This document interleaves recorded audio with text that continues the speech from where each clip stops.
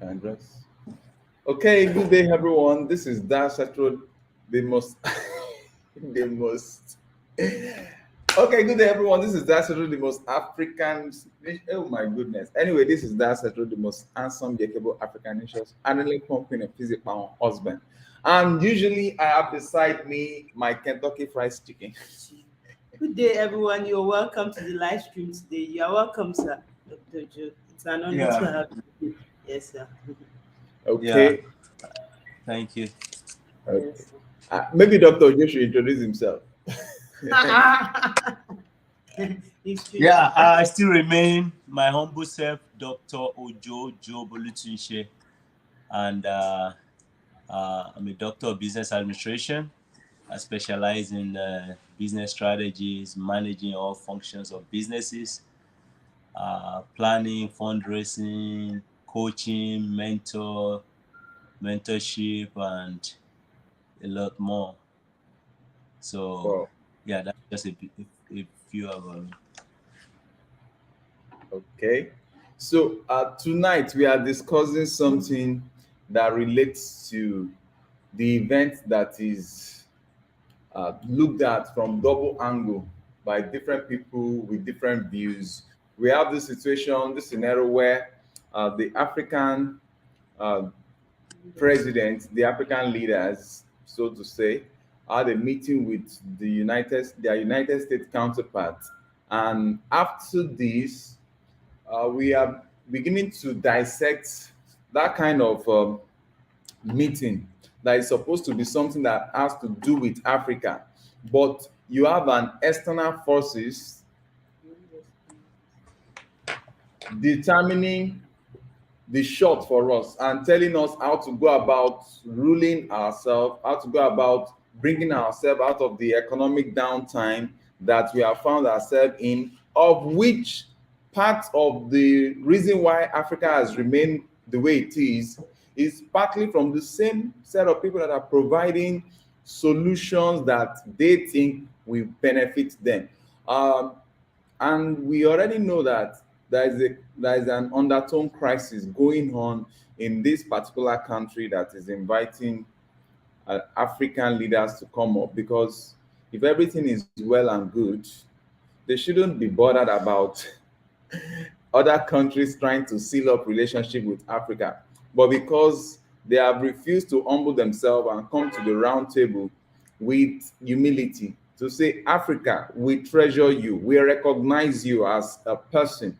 We recognize you as a continent that has value to the world and has been adding value to the world, silently crushed by some 5% of the world that do not really want Africa to look like we are adding value. But I tell you, we all know that Africa is the what is contributing immensely, because even statistics has it that about 75% of what is being traded in the stock exchange, London Stock Exchange, is what minerals traded in Traded in this London Stock Exchange London Stock Exchange. About 75% of them are from from Africa. Africans and yet And not owned by you can Africans. imagine that. So, what kind of a relationship do you expect from Africa if Africa is being treated like a dog to be eating from the crumbs right in his own house? I think it doesn't really make sense. But with what we are seeing now, some presidents, let me say that, presidents in Africa, some African presidents, it's like they are beginning to wake up. It's like that part of their brain that was sleeping before is now trying to boot up to say, come off it. What is actually happening here? How can America invite us to a meeting that has to deal with Africa and supposed solutions? And there was no agenda given to them prior to the meeting. It's just for them to come over to to have a meeting, Master servant relationship. a US African kind of relationship, and there was no detail. I wonder, sometimes I wonder if our leaders ask themselves numerous questions, because why should you travel in the first place? Why should you travel to attend a meeting Washington. that Don't you were know. not given the agenda of that meeting? That means you are traveling. That means somebody just called, oh, come over to America. And when you get to America, we'll tell you the details. That means that if they invite you to America and at the end of the day, they clone your system. Because I saw that in a movie. They clone you to be like the African president, and you are not actually the African president. That means you will just pack your bags and go. I see that as very, very abysmal. And we have some videos that we're going to listen to the president of Ghana talking about making some sense. He has been making a lot of sense all this while. And kudos to him. And all the people from Ghana, we want to appreciate you. Your president seems to be thinking aloud, thinking right, following the right steps. If everything that he is saying, he ends up practicalizing it before his tenure ends, I think Ghana will get to what we call Eldorado. And it was making a whole lot of sense in saying that he even mentioned a particular case where they were using for the meeting was built by a Ghanaian architect. You can imagine, and the whole world is like, anytime they want to mention poverty and pain, that's the only time they remember Africa. No, it has got to stop. And to buttress this, I wouldn't know what Dr. Ojo has in mind with respect to this. Yeah, I've always said it oftentimes on this channel that Africa represents the future of humanity. And there's a reason why it's called Africa, and there's a reason why that continent exists till today. And there's a reason why it's blessed with numerous resources, human resources, natural resources, good atmosphere, good weather, great weather, hardworking people, intelligent people. There's a reason. It's because it's a reserved place by God as the last solution to the world when everybody has gone crazy and do whatever they want to do and hit their bottom. They've always gone to Africa, and we always go to Africa to seek solution. It has happened over many times in history, so no doubt about that. So if it's happening right now, I'm not surprised. And the thing is that we cannot. I'm not really interested in pointing fingers or blaming anybody, because personally, I have no control about what anybody does or do or we do, but I have control over myself and what I do. I have control over what I can accept and what I will not accept. It doesn't matter where I am on the planet Earth. You see what I'm saying? So that's the way a normal, sensible human being should be thinking. You see what I'm saying? And let's say respect is reciprocal. But if you don't respect yourself first, why will you blame me for disrespecting you? You see what I'm saying? So that's kind of the way I look at it. So for the United Nations or for the United States calling for a meeting, not posting agenda ahead of time. I mean, they probably have done that in the past, and everything was, according to how it was expected or planned. But until Africans begin to ask the right questions and begin to think right, that is when things can be adjusted. That's when other people can, begin to respect your values and culture and who you are and stuff like that. When you yourself start accepting yourself, start respecting yourself and start asking the right question and say no to what is not for you. So that's kind of the way I look at it. But it's also good to know that some of the African leaders now are actually speaking up. It's another thing to speak up, it's another thing to actually do it and practice it. But I think it's a good way to start. And I think the future is bright for Africa based on what's going on right now. Thank you so very much, sir. I would like Joketolu and etc. to lend their voice representing the women in Africa. Okay. As in, it's just same thing. Like Dr. Arikana just said it, that if this is a basketball that the US is playing, they should just wake up from it and they should know that the game it's over. As it's not going to be business as usual with Africa. Like the whole thing that is causing the mutual trade between the nations not to prosper is the disrespect US has for Africa. They take Africa as those that must, those in need of help, those that must be told what to do, those that can't think and reason for themselves. So that's why when they want to have a program, they're just going to say they have this superiority complex that we are better than you. You don't have anything to contribute. We are the ones to tell you how to rule your countries, your continent. And they just made us believe that we were independent in the 50s and in the 60s. But what they gave us was actually fake independence, because we're not independent economically.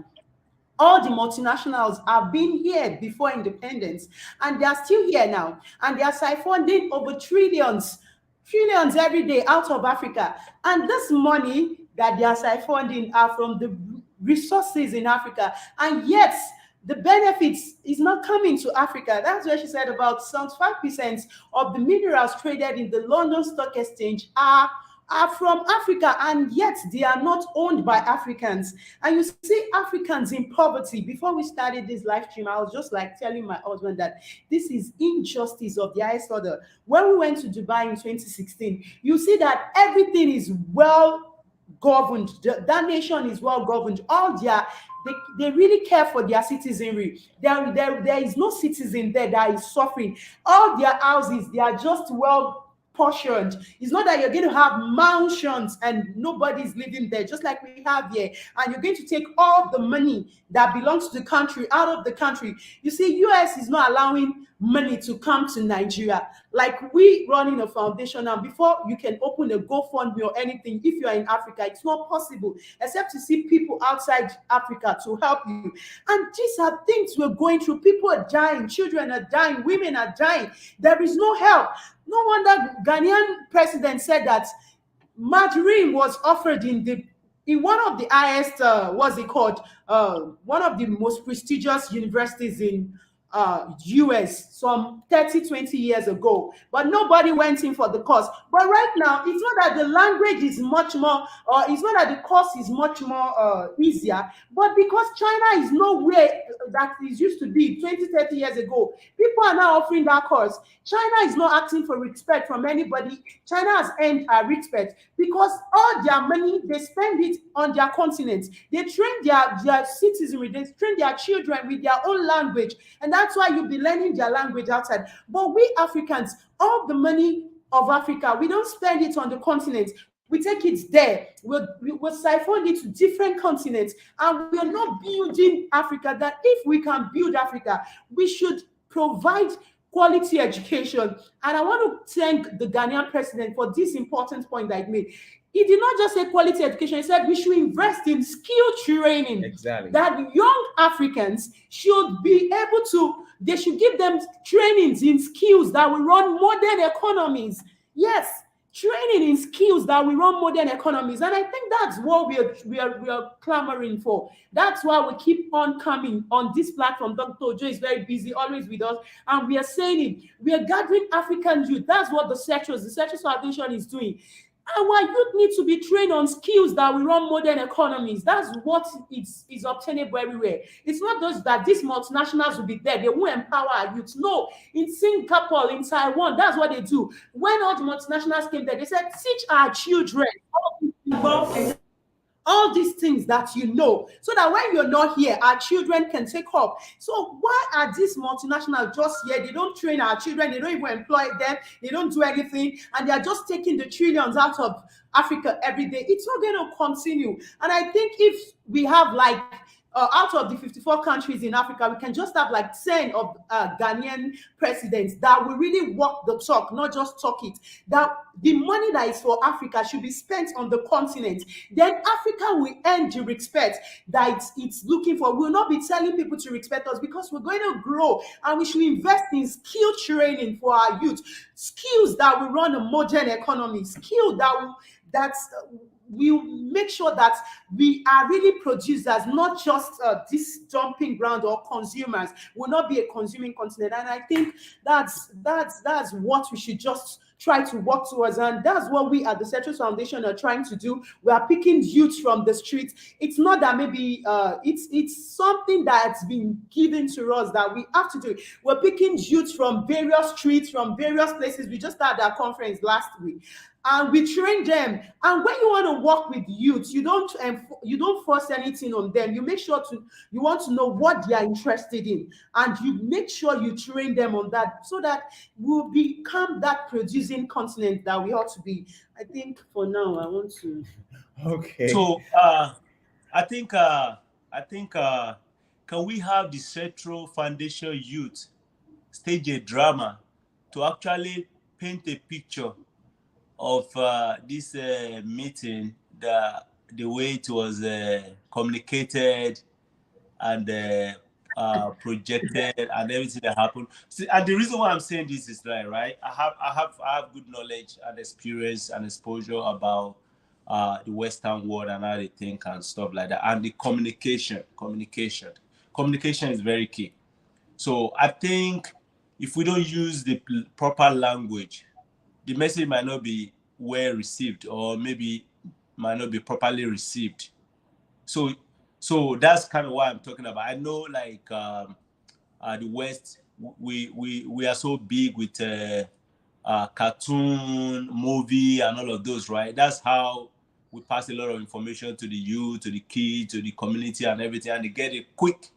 They get it really quick. So maybe Africa should now start investing in using their Nollywood industry, their entertainment industry, the Afrobeat and stuff like that, to actually paint the picture of what they are getting from the West, from the United States. Like, this is what you are saying, or this is what we're actually hearing you say. Is that actually what you mean? Because I do that on day-to-day basis too, right? When I kind of see, like, wait, what's going on here? So I have to, like, reproject that. This is what I heard you say. Is that actually what you are saying? And they're like, no, that's not what they're saying. That this is actually what I'm saying.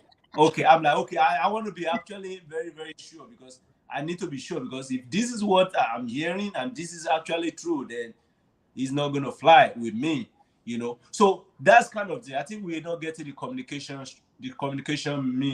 method. The African society have not gotten the language of the West, because if I may ask, we realize that some other countries that are even like 100 times smaller than Africa are being properly treated and respectfully treated by the United States and other parts of the West, Yes, sir. being properly supported. They don't only just give them money, they actually invest in them and build them up. Look at how much is being spent in Ukraine alone to fight a war that, for me, I think is not even needed. You know, more than $80 billion. Talk less of hate and weapon and all those. Right? And then now, at the end of that war, we will see how strong Ukraine is going to be. It's going to be one of the world rulers, be sitting with the likes of the US and British, and to make rules and policy to affect Africa and everything. So that's why I'm saying that maybe the communication is not right. So we employ the central youth, which we are empowering, right? Because that's what we do. Pick the youth from the street, those that are neglected and abandoned, and no one is caring for them. Pick them up, empower them, train them, equip them with tangible and valuable skills, and so they can become free. They can become responsible, so they can become somebody that is useful to themselves, to their family, and to the society. So some of those youths, we can employ them, or we can engage them to help us paint the narrative, the picture, and then maybe post it online. Maybe somebody is going to be able to pass it to the right channel and let them know that, yes, this is what Africa is, and this is what African expects from another part of the world. So that's one right there, right? The thing that what the president of Ghana said made a lot of sense. I wonder if other persons in that meeting also have the courage to push ahead, to project or say their own reasonable, observation or request or mind. And most importantly, Dr. Arikana Yes. Chihombori, who was a former African Union diplomat, she kind of further confirmed what Africa has not gotten, that they are gradually getting, which is utilizing the resources, human resources. For many years, for many centuries and years, thousands of years, Africans have neglected the women population, the women population. That's another part of the human capital resources that was abandoned, not put to use, not, and women are very, very, very powerful. I hope we all can see that, even with the lead of the West, of the Western nation. Queen Elizabeth was on throne for how many decades? For how many decades? Just a little island there in the United Kingdom. Very, very, very little place. I don't think it's even bigger than the whole of Lagos State in Nigeria. But ruling the world, ruling the whole wide world. You see what I'm saying? That's that's to tell you the intelligence, the power, and the bravery of women. Africa, for a long period of time, just put their women in the kitchen. In the kitchen. Not making use of them. Yes, you see what I'm saying? Look at how bold. I can give her more credit. The Dr. Arika, I can give her more credit even than the president. Yes, sir. Yes, sir. You are correct. Yes, in terms of the boldness, in terms of yes, asking the right question, in terms of the way she printed the narratives. Yes, sir. In terms of the way she even painted the picture, it's even more meaningful to the United States, because you even cited the example of like basketball game. Everybody understand basketball game in America, and how you call timeout when there's need for you to check on something, or for you to have that break, or for you to address what is very critical and important. You call it timeout, and making it clear that Africa of the past is different from Africa of now, and there is need for that timeout, and for the United States and also the other part of the West to re-strategize and bring them to the same table where they see themselves as being equal. Equality does not mean age. Equality does not mean economic power or military power and strength, right? Equality in the sense that we belong to the same human race. We belong to the same human race. We have the same blood flowing through our veins. Yes, therefore, individual human beings should be respected with dignity. We should be treated with dignity and respect, irrespective of whether you have no military might, or your country or continent's economy is the worst. You are still a human being. So there's certain level of respect. There's a certain level of, expectation and respect that I need to give to my fellow human being, regardless of how much education I've attained or how much, exposure I've attained, right? We are still humans. So I think that's what she's trying to say there, that it is not really right for me. It's just like me telling Mr. Setro that you, your wife, and your kid pack your bag tomorrow. I want to see you in Frankfurt, Germany. And I'm not even the one paying your flight. I'm not even the one giving you food to eat on the road. I'm not the one.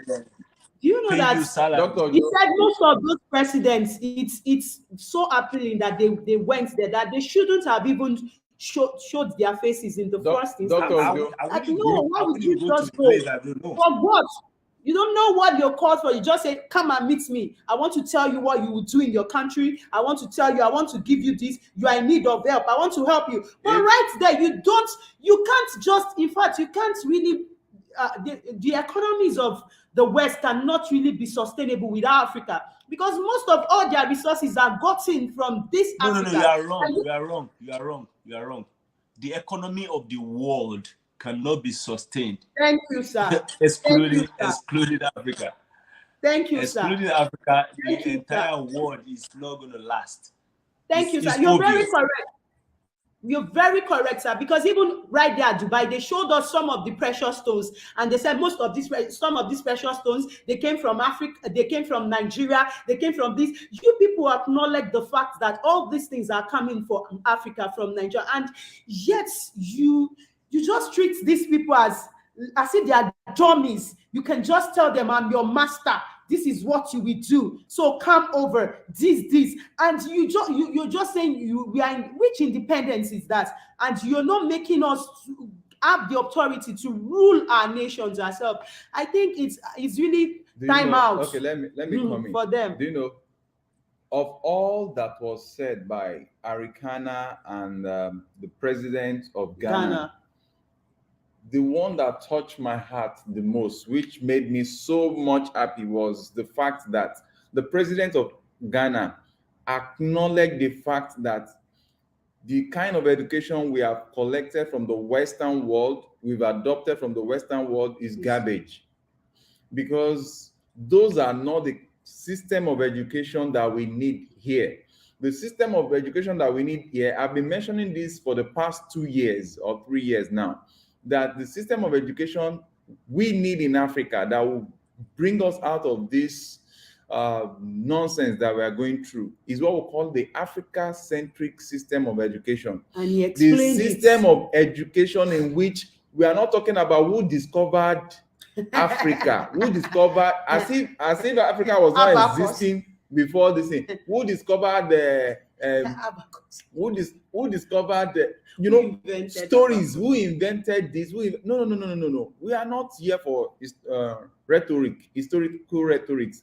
What we need, the system of education we need, is what we empower Africans in skills and crafts, so that they can advance production, so that commerce can grow, so that agriculture can advance, not with GMO, but naturally grown stuffs. Because as you are introducing all this nonsense to Africa, you also want to start selling the drugs that will cure the side effects of this nonsense. So with that being said, now the most interesting part is that youths were mentioned.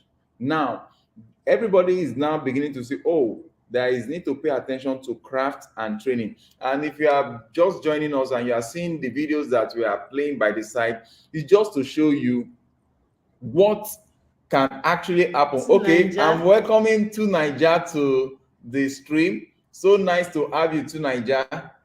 Yeah, thanks for welcoming me. Okay, I thought you were saying something. Greetings everyone on the panel, and thank you for having me, and the guys watching. You were talking about the Arikana listing analysis of what happened in Washington, isn't it? Yes, please.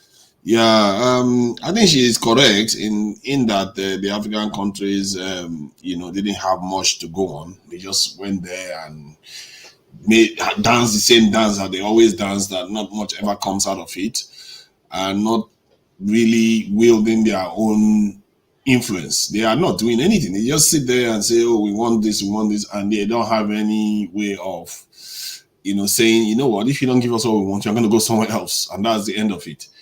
And the only area I will fault Arikana's statements about many African countries, all the problems she raises, she does highlight a lot of problems.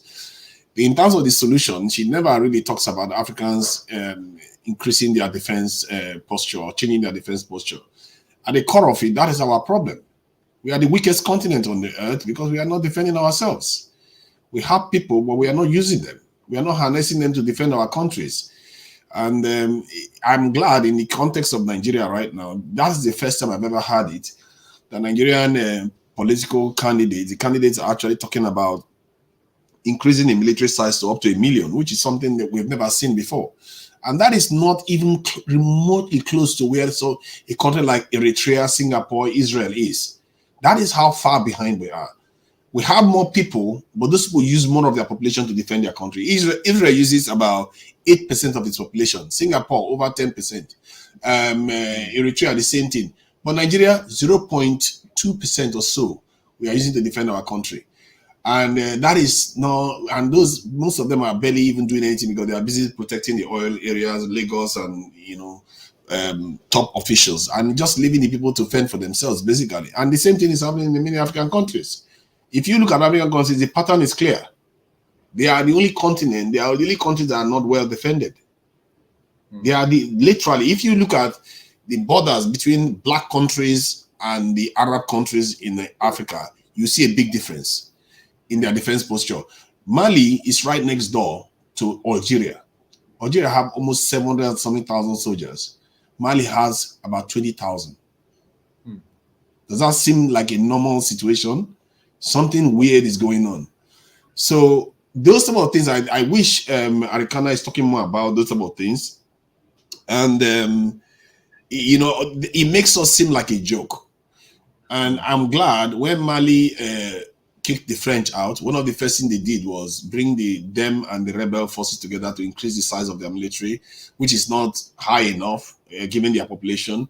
Burkina Faso also reacted the same way. After they kicked out the French, they went on to, from 6,000 something soldiers. Can you imagine a country of about, I think about 12 million or so, or 10 million, having 6,000 soldiers to protect it? ShopRite security guard will not accept those terms. That is one soldier to protect 3,000 something citizens. Whoa. It's an impossible job.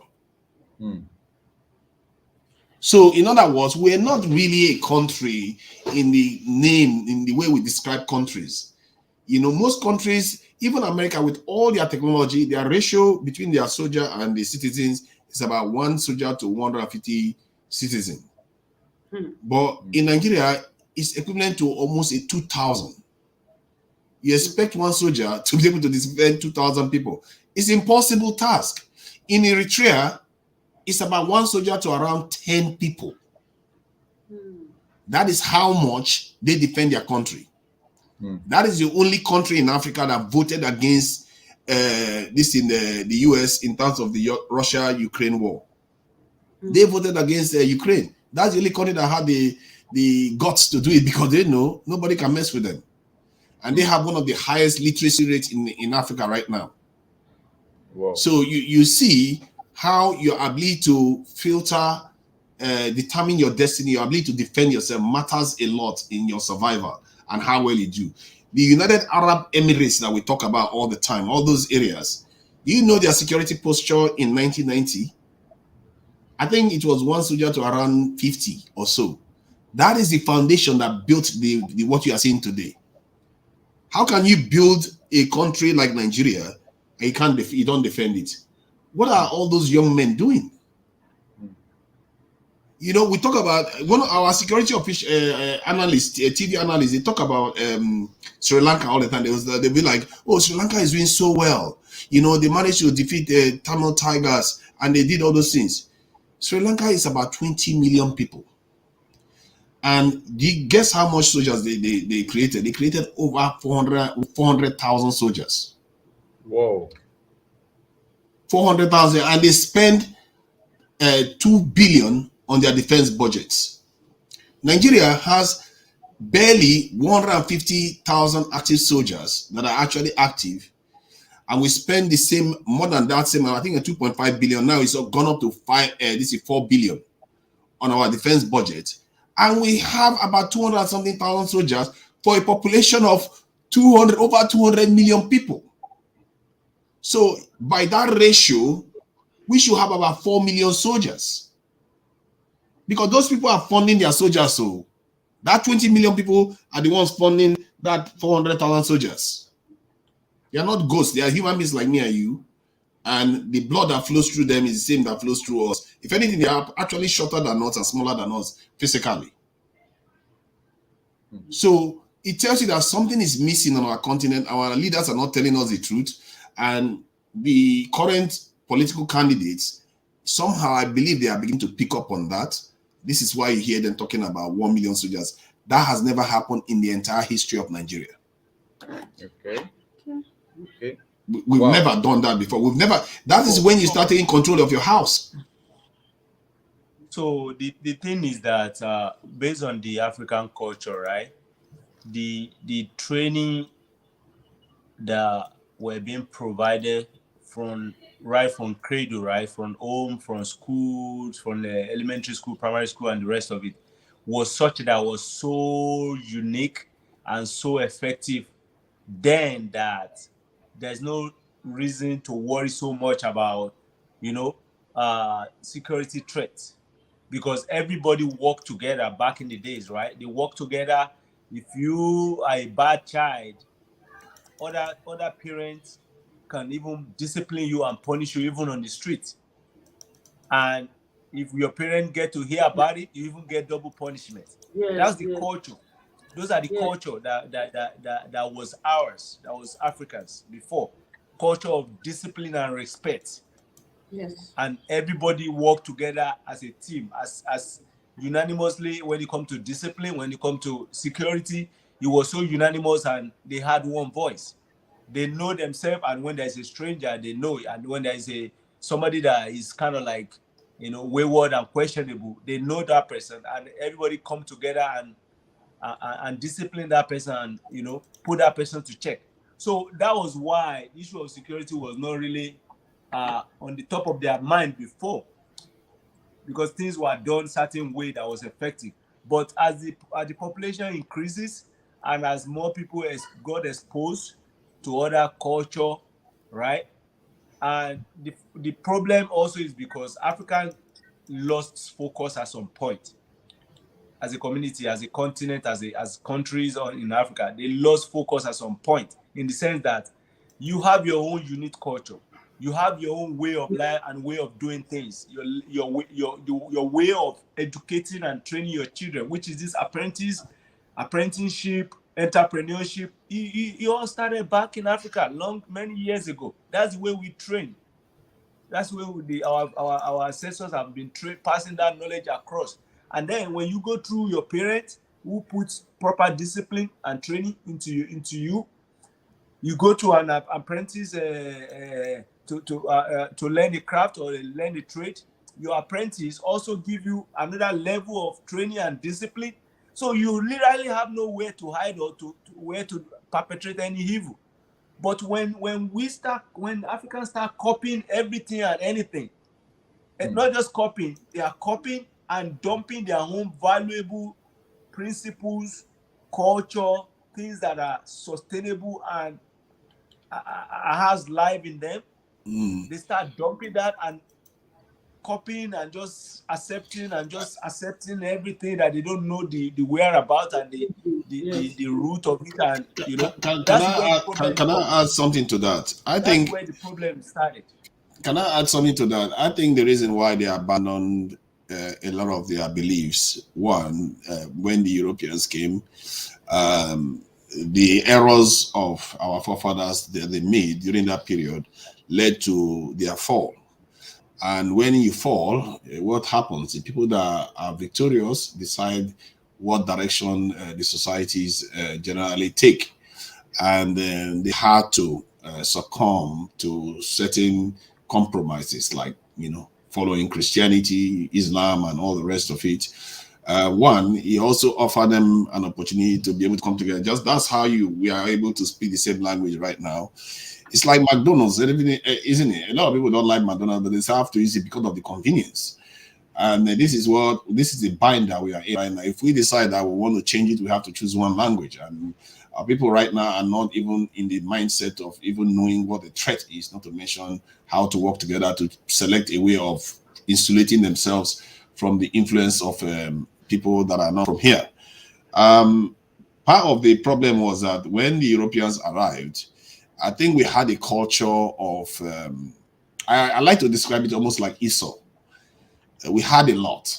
We had a lot going for us. We had a lot of wealth. We had a lot of comforts. They didn't. And when they saw us, they saw how hard their own lives were. and they took advantage of us, knowing full well that we are not as alert to danger as they were. When they came here, we didn't learn their technologies as we should. Can you imagine 400 years of contact? We didn't build their ships to travel to their countries to find out how they behaved. We didn't make their guns. We didn't learn how to do that. And an example of this is with the Mali Empire when they fell. They were asking for guns from the Portuguese. And the Portuguese didn't give them guns. If anything, the Portuguese came back and gave them trinkets. And the ruler of Mali Empire was like, I ask you for weapons and you bring me gifts and trinkets. And that is what happened. And then the Mali Empire fell. That was 1490 something, fell. Then the Songhai Empire rose. 100 years later, the Songhai Empire still didn't know how to make guns. They still didn't know how to make cannons. Then the Moroccans came and knocked them to pieces. So these are mistakes, and we make the mistakes over and over again. We never bother to learn. We never bother to catch up. Now, you see that the way. So this is why I always say that, right? The future of humanity, right? Africa represents the future of humanity. When you talk about God, right, which a lot of people call God so many things, right? Some call him Allah, some call him Almighty, some call him whatever, right? It's still the same person we are talking to. It's just pieces, right, that we need to bring together to come to that agreement.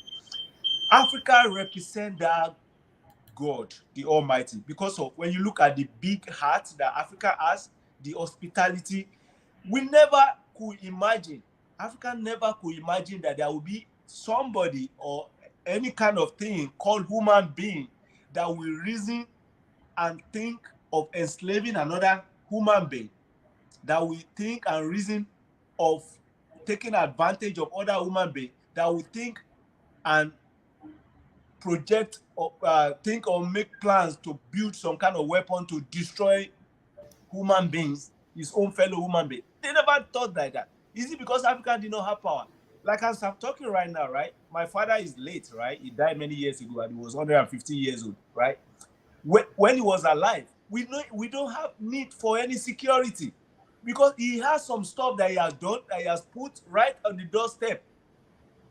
You, no matter if you like carry American tanker or machine gun. Sorry, you are saying something about your father that just passed, not needing security. Yeah, because you cannot go and steal anything from him because whatever he has done, which is from natural resources that he has put together, when you get to that place, seriously, are you serious? Are you serious? If that was so effective, why were we conquered, enslaved, and all the rest of it? Listen, my brother. I'm telling you, it's not a story, it's not an history. I'm telling you something. But did you ask yourself why it worked? The question is just because he put something there doesn't mean it actually worked. It just worked for other reasons. It did work. It did work. My mom is alive right now. She's almost 100 years. She can confirm to it. It did work. It did work. There's a way to do it. Right? It did work because why did we do it against the white man? Listen, when you have that intention, was Babalawo on strike or something? Listen, you go and steal from that place where he has the stuff by yourself. The thing will arrest you by yourself. You will take broom and start sweeping until everybody get back. And I'm telling that you, was how African communities were run. So that's their own form of security at that time. You cannot go to their farm and steal. Because when you go to their farm and steal, by the time you get home, your leg become big, and you have what they call it? You got like cancer or whatever on your leg. You won't even know where you get it from. I think that our traditional beliefs started from more of our forefathers trying to understand the environments, which they did, and later on it became somewhat a little bit either corrupted or exaggerated, like you see happening everywhere in society today, where things are actually corrupted, where you hear about fake news and all the rest of it. Some things get corrupted in similar ways. I think we are still human beings. We haven't changed much. The truth is, when some of our beliefs didn't have as much merit as we gave them, even because if it did, the white people will not be taking over anything. Their guns will not be effective. It does, my brother. Why is our craft? Most of our this in their palace? They are using it. They are using it to control. Oh, come to gain on, come power and on. control. Don't say I'm that. telling It's not. Well, how did they get it then? How did they get it? They took okay, it from us. How were they able to take it? You gave it to them or by force? let me come in a little bit. They To took it by Nigeria, force. Some we gave to them. to Nigeria, They took it by force because you didn't do are your you due diligence. to Nigeria? Yeah, go ahead. Okay, are you in Nigeria or you are outside the country? I'm outside Nigeria. Okay, for how long have you been outside the country? I've been outside Nigeria for quite a long time now, almost 20 years, but I do visit Nigeria, so I have contact with Nigeria every single day. Like with almost every hour, I'm having contact with Nigeria. So Okay, I'm quite involved. okay. Let me tell you, the person talking is also Dr. Ojo is also outside the country, huh? Mm-hmm. And is well read. Is in what's it called? Is in the U.S. military, so he's not Mm. telling fables. But let me come in now. Don't forget the fact that there is no world power without spiritual backup. we There's seem none. to we seem to forget that aspect. There is no world power without spiritual backup. Whatever is happening in the physical happens in the spiritual before it First. comes Yes. into the physical. And where Africans lost it was when they opened their door and their heart to the extent that they started neglecting their own principles, their own people, to create, to open up our environment for invaders that I call marauders, that came in deceitfully to capture our past, to capture our reasoning, to now work on what we think we know, that we open up to them. And to start with, let me mention Queen Elizabeth. Queen Elizabeth, the you are don't ever think that she's just an ordinary lady. She's not one of such empty ladies. She's not ruling by just Word of mouth. word of mouth. She came into Nigeria. She came into a lot of African countries and the likes, but in Nigeria, she had relationship with people that matters, the power Yes. shakers in Africa. And if you go and do your study a little bit, you will find out that there is a link between Queen Elizabeth and the what's it called? This ruler in Oyo that just died, Alaafin of Yeah. Oyo. Olaafin Ikú Baba Yeye. So they there are so many mysteries that they open to up to her. And when you open up mysteries to foreigners, and those foreigners do not have your good intention at heart, they tend to what? To step up on those mystery and use it even against you. Now, have you ever thought of this guy, the Oba of Benin, that was what? That was excommunicated from his own land into a foreign land. He gave them tough time because the Benin kingdom, the Benin people are very, very intelligent, and they are ready to guide their secret to some extent until the same English empire did what? They found out a way to have moles in within him. They had to get someone that was ready to sell him out, Secrets. to sell out the secret so that they can capture him. And that was how they got hold of the Oba of Benin then and extradite him. And there was this particular king also that gave the Queen Elizabeth and a whole lot of persons a tough time. He was the only king that challenged Queen Elizabeth when they asked him to remove his crown to greet Her Majesty. And it was like It's a taboo. the is a taboo for the Oba of I've forgotten that particular state. I think it's in around that Kogi region or what have you. To remove Igala king, is a taboo for him to remove his crown. And all these, we have all these, but we just, because of education, we seem So, to like, okay, so for let's for just for for for for example, right? I mean, before we go further, right? Because we are meeting here as Africans, right? Because we are more focused on the youth that we are trying to empower, those that are neglected and abandoned. So I do not want us to lose our focus, right? So I want the Central to post the GoFundMe account.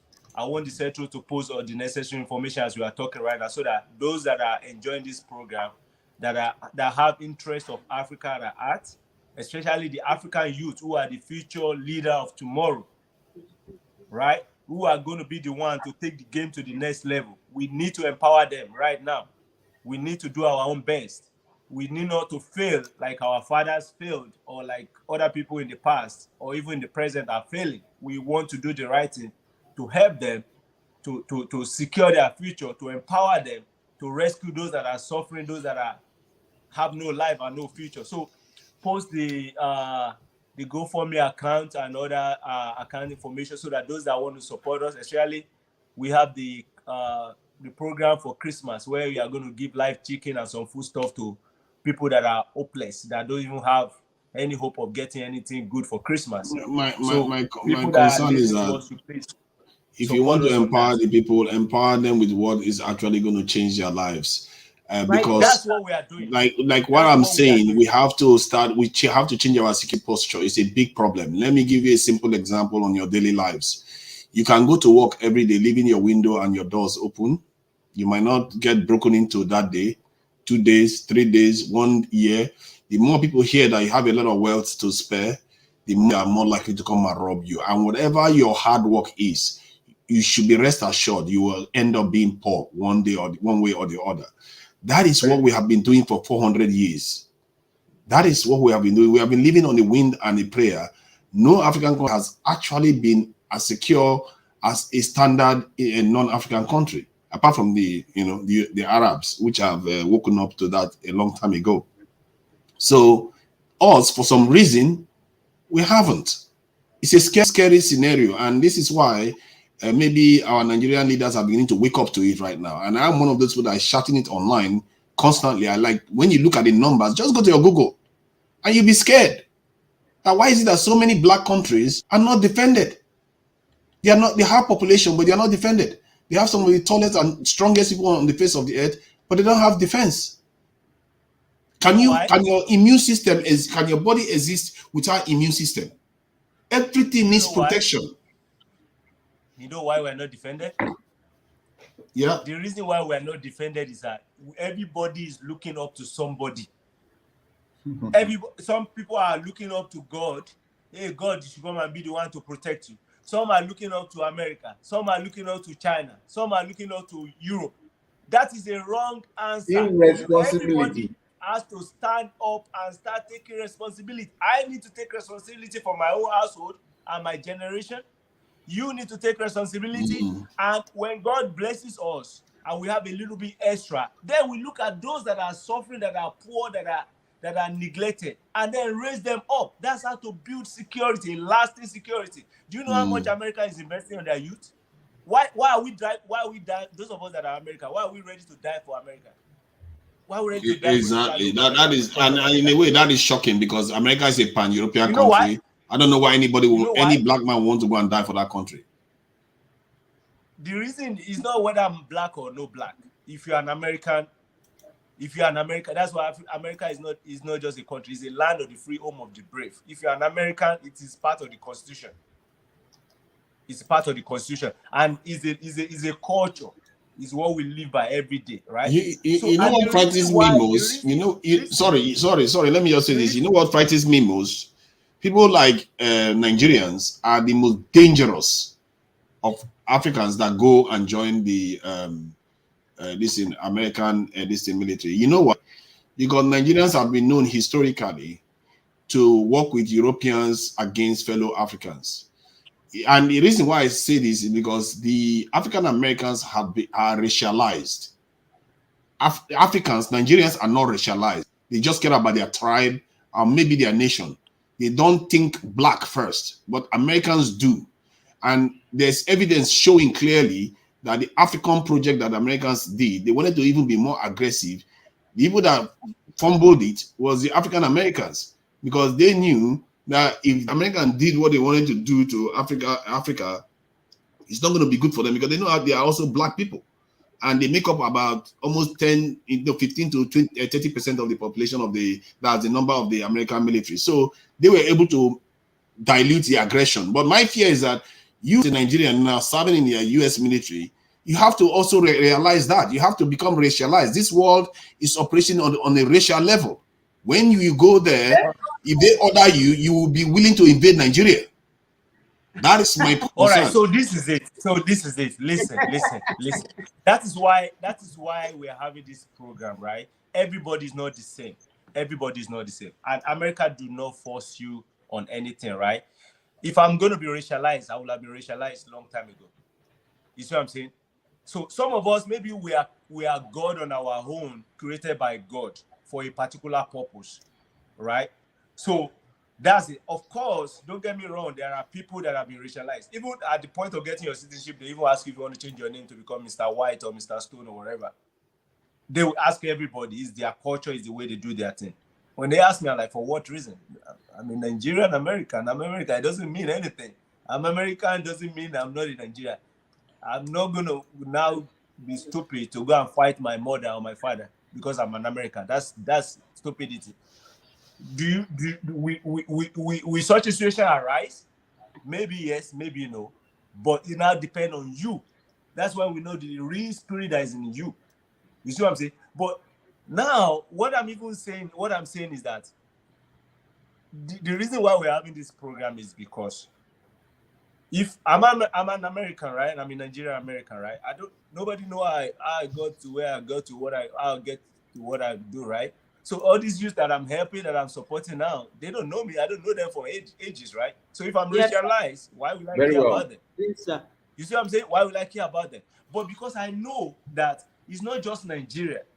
It's the same thing I'm doing right now. No, you did say that you're willing to die for the country. Now you're willing to die for the US now. So if it was, they send you now to Akwa Ibom, because you are not Akwa Ibom man, you're going to be willing to do their bidding. Because I know Nigeria has a history of even going to Ghana with the British to go and decimate the Ashanti this kingdom. Today the Ghanaians hold a big grudge against us on that. Nigerians were used against fellow Nigerians, even in Nigeria during that period. That's what I'm saying. That's a bastard Nigeria.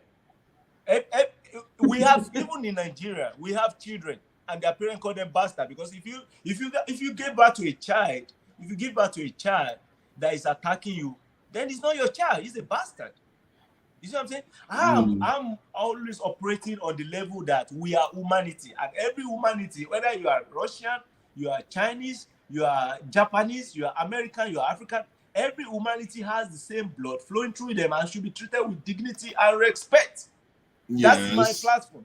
That's my basis. And that is why whatever I'm doing to the African that are neglected, I'm doing it to American that are neglected too. Yes, but you see, it's among equals. See, the thing about the world is that nobody respects anybody that is not pulling themselves up by their own bootstraps. And this is why black people are doing wars everywhere we go in the world. If you look at the way the world works, is that you can't. It's like a Russian this thing standoff or Mexican standoff, as they call it. Everybody has got their own gun pulled out, and you don't have anything because you say you are looking for justice. Justice is not going to work. They are not going to respect you because you are not on the same level as they are existing. The reason why I say this is because if you look at the other groups, they have made great sacrifices to get to where they got to. Many of them. Can you seriously say that Africans fought the Europeans? We didn't fight the Europeans. They just handed it to us. And that's why we don't use it. No, we don't value it. Please let me come in. Because sometimes you have to earn your way in life, in this life. Nobody will give you free lunch. Dr. Ojo and to Nigeria, please listen to this. Let me say this. Americans will forever die for America. Especially their youth. We forever die for America. Why? Because America has proven itself responsible towards their youth, towards their citizens. And let me just continue on this. Do you know that some of these youth here that we are helping, imagine them going on the street and I am about being attacked by some street urchins. these youths are ready to die there because when they had nothing, myself and my wife showed up with the committee members, like people like Dr. Ojo that and so we've many never met physically before. in life. We stepped up into their matters. We changed their stories. Last week Saturday, this video that we are just sharing here. Last week Saturday, we held our 3rd year annual conference. You can see them dancing. These are from the streets. You said you know Nigeria very well. These youth that you are seeing here, we brought them to a standard. I'm talking of a very standard estate. We brought them from the slum. They are living from the streets, from the street, from market and the like. We asked them the simple question: what would you like to do? To learn. What craft? What craft would you like to learn? What skills? Despite the fact that your parents cannot fund you, they cannot do. This is a foundation that can support you to learn that craft, because we don't believe in giving you food and tomorrow you continue to be a Julius beggar, which is what is happening amidst our African rulers. They have turned Africa to a beggar in the presence of people like America that we invite them without agenda. Now, in that case, we ask them this simple question, and would you know that this is just the 3rd year, and some of them are already being transported out of Africa, out of Nigeria to other African countries to go and work, and they are earning money. Yes. They were sharing their testimonies with us, and the other youth were inflamed with joy. Those that you saw there dancing, some of them came in here. A lot of them, about 65 of them came from Makoko alone. About 50 new requests that they want to be trained in fashion, what's it called? Photography, we have tiling, we have mechanics, we have then we have upholstery. So this is how, and let me tell you, this foundation doesn't have $1,000 in account. Which does it have? Does it even have this thing? But the little resources that we contribute on monthly basis towards helping these youth, we are already getting results. This event was held at 2 locations, and we hosted over about 200 youth. We hosted over 100 youth, about 200 and this thing, and we spent less than $300 to host them, to provide training, transportation, and all the like. And yet we have people, we have organizations, we have the so-called country that has millions of dollars, millions of naira, and they are not looking towards ensuring that such youth like this get the best of training. Instead, they are pushing them. The only thing they are looking at is let them go to public school. Public school is free. What is the value of those public schools? Those public schools are supposed to be revamped so that apart from the normal class education, they need to be equipped with skills and craft and the likes that we sell them to the world. So this is what we are talking about. A country that is ready to sacrifice for the youth. The youth will be ready to die for that country. But you have a country of 200 million, and you are not taking good care of them. They will run away now. They will run away. No, there is another threat now that there's going to be a great brain drain, because UK is calling for teachers to come over. Have you heard that news, sir? UKs are calling for teachers to come over. So, my brother, please tell me, how are we going to cope? Even the teachers here, if you know the level of education, if you know the drop in the level of education, when we see most, we have please a program. Post the GoFundMe account again, so that those that want to help Can I say something about that UK this thing? I think our problem is that we don't think creatively. See, they are draining our people right now, and we are not, it to our own advantage. Everything we do, we always lose. Our oil, they dig it from the ground and they steal half of it, and the money ends up in their account. The one we manage to sell to them, we use it to buy petrol from them again, bring it into our country, they steal half of it, selling it at more expensive price, and all those corruption money, where does it end up to? Into the account. Then we use the money again, we manage to sell and they get it to our country. We use it to educate our youth, and they take our people again and use to serve them. Tell me what has changed for the last 400 years? We are operating like a slave race. Let me tell you the solution. Let me tell you the solution. The solution is you take control of the process. You make sure that those people that are going, whatever work they do, they contribute back directly to the country that they are living, and eventually you have a plan to bring them back to the country. That is how you do these things. But right now, the way we do it is that we just donate our people. It's like, what is different between now and when they used to come with ships to come and take us? My brother, It's even worse now. the thing is this. I wanted to say Dr. Tunaija. Hello. I wanted to say Dr. Hello. Tunaija. Tunaija, let me tell you, one thing I've learned in life is that I am not the president, the physical president of Nigeria. I'm not the president of Africa.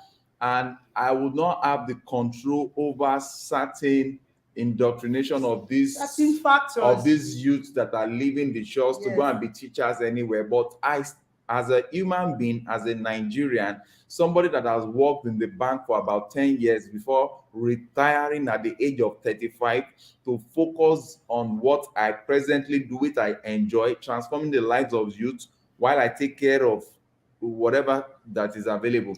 Now, what I am going to do is that if others are running out, there's millions of youth that do not have the means of even running from one state to the other.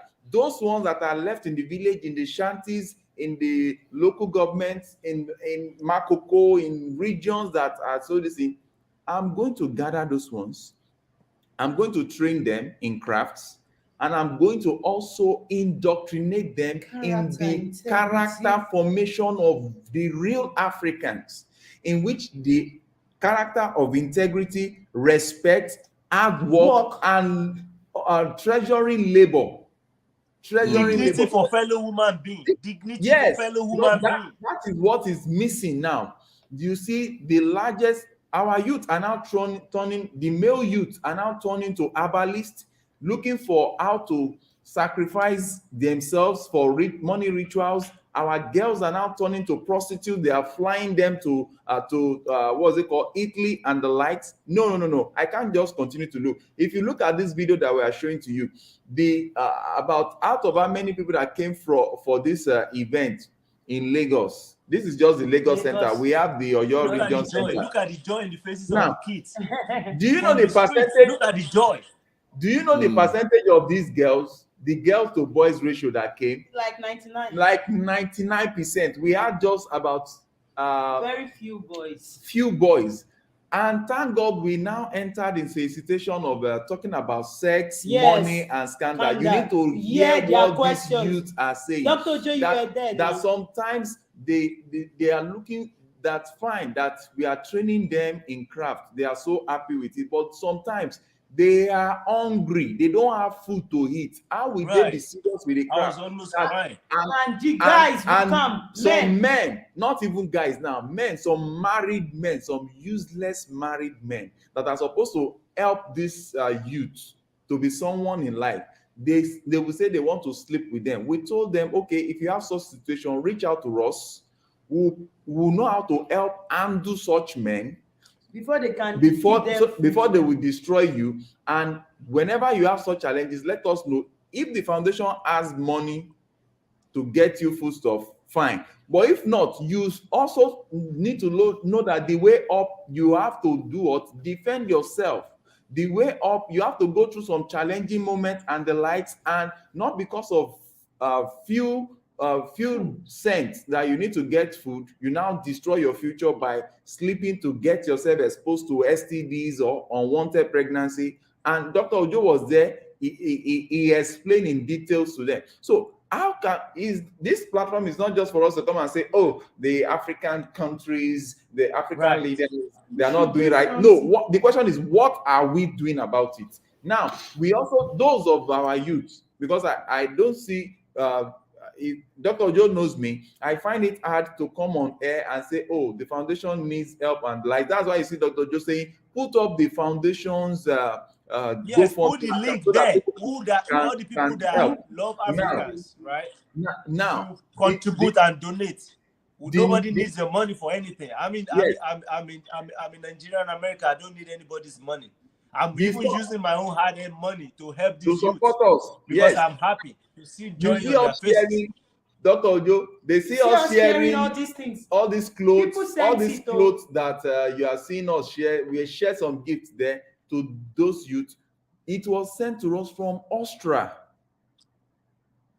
It was sent to us from Austria. If you have That's things how we like can that, change the lives like of of these these youth. youths, And That's it. every December, what we do is that, oh, December period, there are some people they are hungry, they cannot even feed themselves. Let us give them a surprise. We know Africans love live chicken. What we do every December, a minimum of 100 families are fed by this foundation with 100 live chicken and some foodstuffs like rice and the likes. We just package it together and share.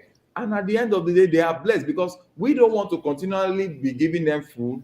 What we want to give them is what we give them continuous inflow into their from stuff. there, And we are also training our youth on how to give back because by the time I edit the video, it will be uploaded within this week. Some of the youth came that have already started working. We told them, for us to help more youth, you have to be contributing something monthly basis into this foundation account, which they came out and they were promising this and they were happy. Some of them, in short, one of the youth, we employ one of the youth in this foundation. Where we are presently is the foundation hub. We employ one of them, and from month one, he has started paying 1,000 naira, 1,000 naira, which is about less than $2. He has been contributing to the foundation. That is how we can change the life of this youth. We teach them morality, how to be prudent in finance, how to be hardworking, how to have respect, how to have conscience, not the one that we have a representative out of the country. Once they give you some dollars, you come and sell your country. No, that's not what we want. Say it's not yes. So that's the way forward. Can I say something about that? I think you see it's good that you are doing those things on the micro level. However, looking at stuff from the macro level, you said it yourself that you are not the president of the country, and one swipe of a policy here and there, all your hard work will become naught because that's on a higher level. No, I And disagree with that. I now disagree. you may not agree. Now you may not agree, but let me finish the point I I'm making. disagree. You know why? I see. Let me give you an example. It's very obvious. I don't know. You have to be kind of reactionary on this because it's how society works. There's a reason why people have hierarchies, and the point I'm making is that let me give you some of my experience. You can have people trained up now. They know everything that they need to do. Like I work with people in Nigeria. Like I said, I communicate every day. So when you work with them, and then before you know it, when they get to a certain level of experience, they gain so much expertise. Guess what they're going to be looking to do next? Jackpot out of the country. That will be their next listing. Eventually, the outcome will still be stagnation or maybe even regression. That is what we see in our country that keeps happening over and over again. Everybody wants to leave the country, and even if they've not left, they are planning to. Do you know how many I've encountered in my 5 years of direct encounter, engagement in Nigeria almost on a daily basis? How many I've seen? So I did 60,000 Nigerians went over 60. I think about 65,000 of Nigerians went into the UK alone last year. UK alone. You know the level of draining that is, and those people were educated by Nigerian institutions at a discounted rate. Hello, sir. Go ahead. Let me quickly come in. So this is the let reason why I us know. disagree with. Sorry, sir. Hello? Dr. J, minute. Let me quickly tell you this. People leaving Nigeria to go and work professionally outside the country is not a problem if it is well harnessed. I'm not afraid of having certain percentage of the youth that has passed through us in this foundation traveling outside the country. That was how China. Why? Because before they will be out of this foundation, we have molded them in character, in conduct, and in training. And when it is time for them to go out, we would have trained them on how they need to remember that they are coming from a place called home, which is Africa, and how they need to be to be repatriating part of whatever they are making down there back here, because that is how China grew, that is how India grew. And see, if you see the FDIs of these countries, it has helped their economy. But to now say because they might be traveling and other stuff, I should not help them. Compare that. No, I didn't say you should not help them. I'm just letting you know that you need to think. I agree with you. You are also thinking about that. That's why you talked about them returning. Yes. But in the case of the Chinese and many of the Europeans, they had systems in place to actually bring them back, to actually have them contribute, or even aid them in acquiring property rights in foreign countries and transferring it back to their own countries.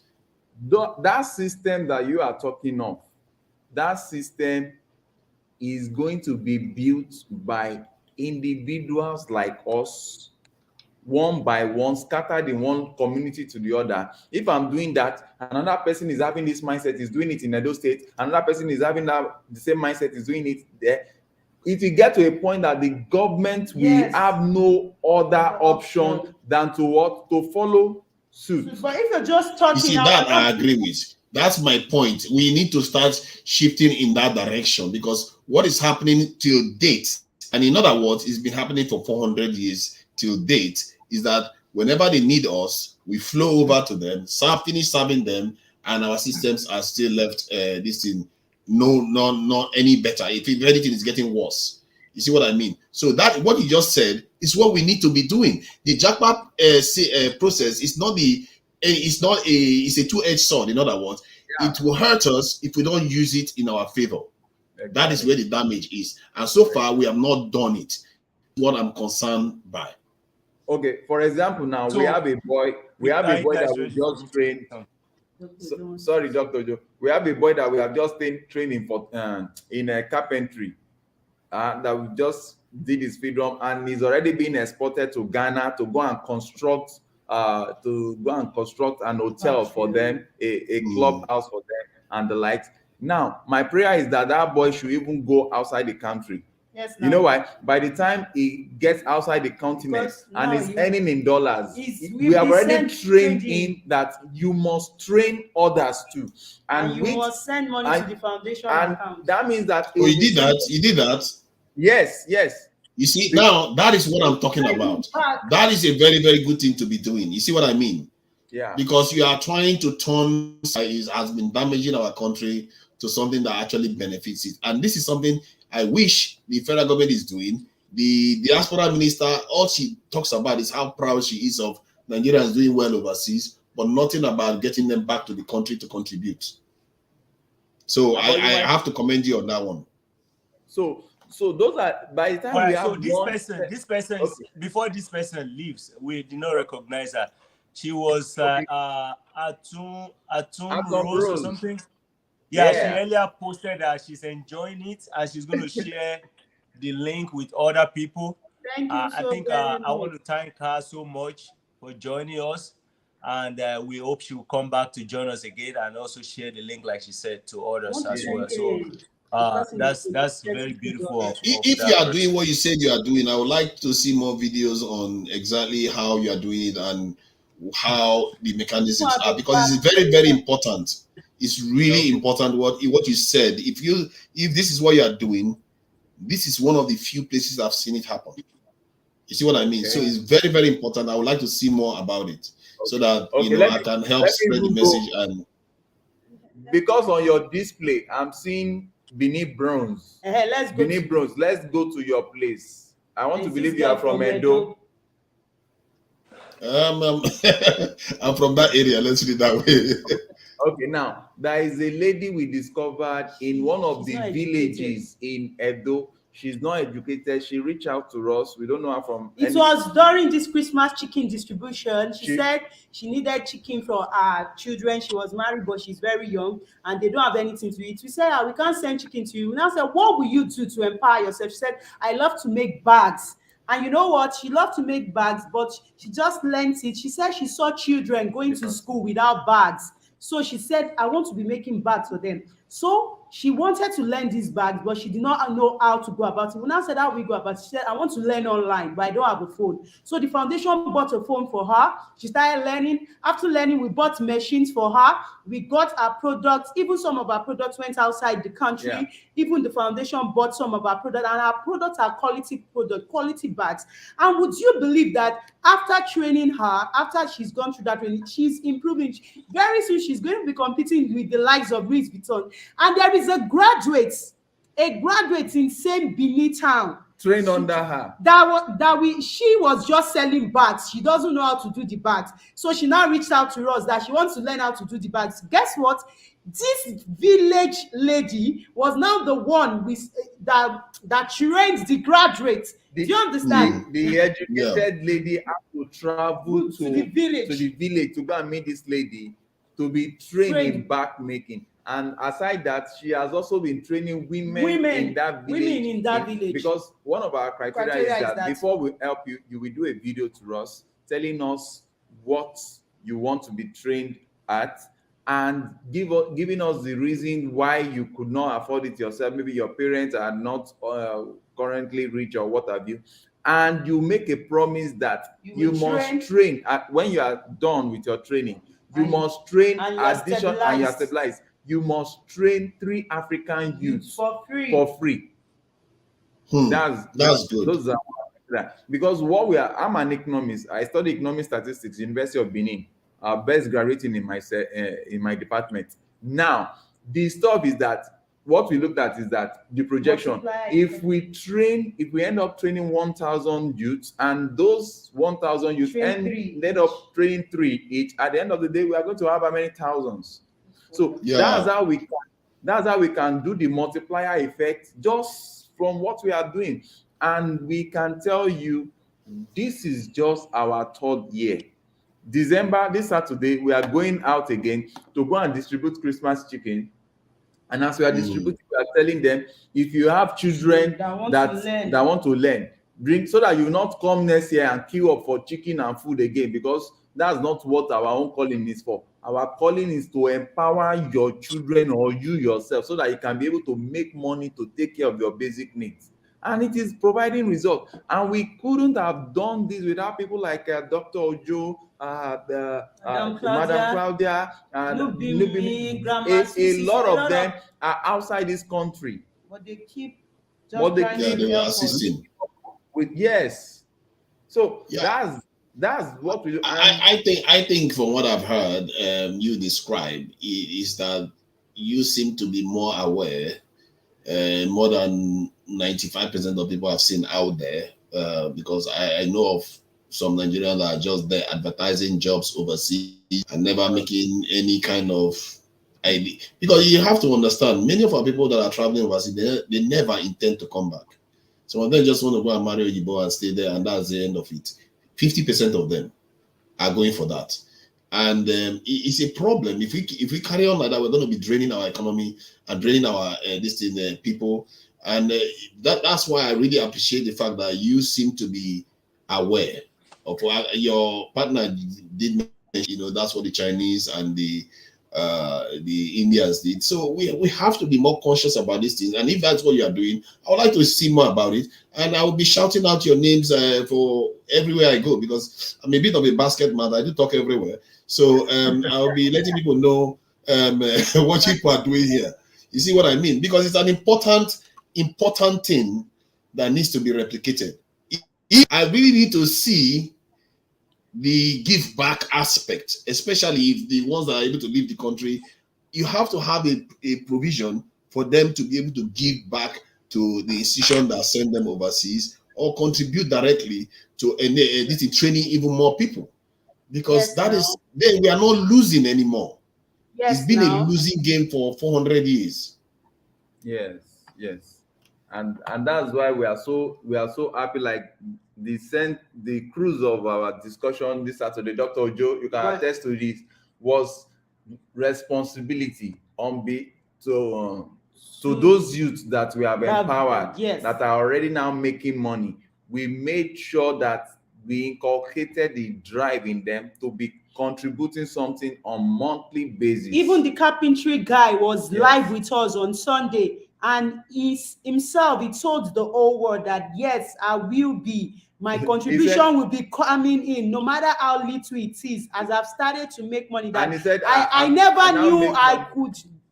My life could change like this. I never knew this foundation could help me. Do you know that his tools are, he himself attested to it, that he's one of the best in their locality now. He's from Makoko, the slum in Makoko, that the tools the foundation bought for him, we bought startup tools for him, equipment, the foundation did his graduation and so many other things. So he's just saying he's so happy that he's now making money, that he'll be giving back to the foundation. The question now is, why is he willing to give back? Because just like America is doing, taking care of their citizens, their youth, that's why they are ready to die for America. Is willing to give back now because to the foundation, because the foundation came in when he needed help and we brought him out of the jungle. So the same way, Africa can only start getting people To stand to for stand for Africa, to stand to I'm sure if you call even some of these youths now that come and join the military, this and they will, as in they will almost be like they can curse the person that you are an idiot, you just want to kill me. But if you say America wants to employ you to go and fight war, you will see so many of our youths, they will line up because they know America will take care of them. You see, for what you are just saying now, I think part of the reason why that young man is looking to contribute is because somebody let him know that that is something to do. Our leaders have not woken up to the truth that we are meant to take care of our heritage. And our children are brainwashed from a very young age to believe in the West is where everything is best. We are on all the social media that we know on YouTube right now. So that is part of the consciousness change that needs to happen. I think this topic is about African leaders waking up to their predicament. I think there has been a little bit of a shift, but if you look at Washington, it's just rubbish again. It's of no consequence so far. There are elements of transfer of technology, a little bit of electric vehicle stuff, and nothing significant. It's just similar to what happened in 1490 something, where we go there and they give us trinkets. We, knowing that we have the tools to do these things ourselves, we are not going to wake up. Look at Nigeria had 4 refineries and none of them are functional today. Refineries technology was invented in 1901. The first refinery is still functional today. Why Nigeria cannot get 4 functioning? It tells you that something else is going on that is keeping our country dysfunctional.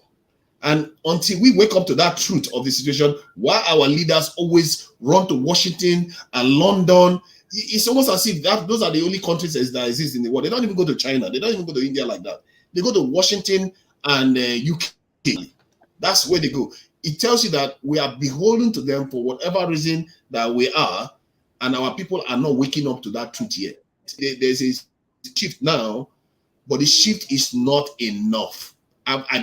For me, the only thing I watch is that dial, where we were in 1490 something to where we are now. I can tell you that unfortunately, we still haven't learned how to make the gunpowder that the woman brought in. We have not changed yet. Nothing has changed. Do you have any microchip manufacturing company in Africa? No, they don't exist. We can't even run it. Come on. Until we understand the bigger these factors at play, we are still going to be like a child race that don't seem to understand their place in the world. So I think I'll just leave that. I don't want to go on a rant on this one. Okay. So I think I have to say something. Yeah. I've been a little bit patient, right? So, Yeah. the thing I've seen over the years is pointing fingers, which are all, with all due respect, I always kick against it everywhere I'm, even where I am right now, right? And the thing is that everybody is a leader, everybody. So when I always tell my family, my immediate family, the same thing too, and that is what I learned from my father. He lived 115 years and he died in 2008. And I'm telling you, I'm 43 years old now. Over 43 years old now. I lived with my father for a long time. I had never seen my father for 1 second complain about any government, whether it's of Nigeria, of America, of any world. This is one of the bitter truths I always tell my family. I had never seen my father say anything about any government or any local government, president, or whatever leadership. And he's also a leader in his community. He's the head of the village where he was at that time, and also head of the family, the big family. So the reason is that we cannot keep pointing fingers. We are all leaders. He has to start from somewhere. He has to start from somewhere. Solution has to come from you and from me. And it's not just by talking, it's by taking action. That's what I learned from my father. Always taking action. Never complain about anything, but always find a solution to the problem and doing his own part and leaving the rest to God. And that is why some of us are different. That's why some of us, it doesn't matter if they pick me right now and put me in the White House, I will still remain Dr. Ojo, that will still speak the truth, even to the president when I face him. I don't care, because I'm a human being, because that's who I am. I'm not a goat. You see what I'm saying? I'm a human being. So the reason why I'm saying this is that the shift we are talking about in Africa, right? He has to start from us. He has to start from you and from me. I don't care about the president. He's the president. He has his own, whatever he's doing, whatever he's not doing, that's all up to him. What can I do with the little capacity that I have? You see what I'm saying? I was going to give somebody a project in Nigeria a while ago, right? He was into fabrication and making stuff, right? I was talking to him on the phone, and it was a video call, and he was giving me some huge prices. Do you know what I told him? I said, stop. Number one, you are very, very close to losing the job now. He said, why? I said, look at your surroundings. See how dirty it is. And you're calling all this price. Do you need the president to come and clean and sweep for you? Do you need the local government to come and sweep for you?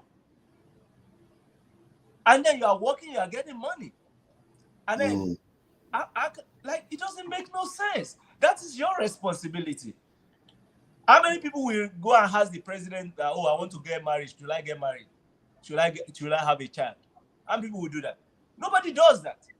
So now there's a population there now, right? And then we are saying, oh, the president is that. That's nonsense. Everybody from your own household, you have to be responsible. That's how to build a nation. If everybody is irresponsible, even the president will be ashamed. In fact, there won't even be any president that will get to that position with that kind of mindset. Exactly. If things have been done right from before, right? So now what we are doing at Central Foundation is this. We are picking those youth, and they already know their condition and their story and how they have no life, right? We are not picking the people that are already rich and stuff like that. We don't care about it. We are picking people that are helpless, living in shanty, living on the street, people that have no life, no future.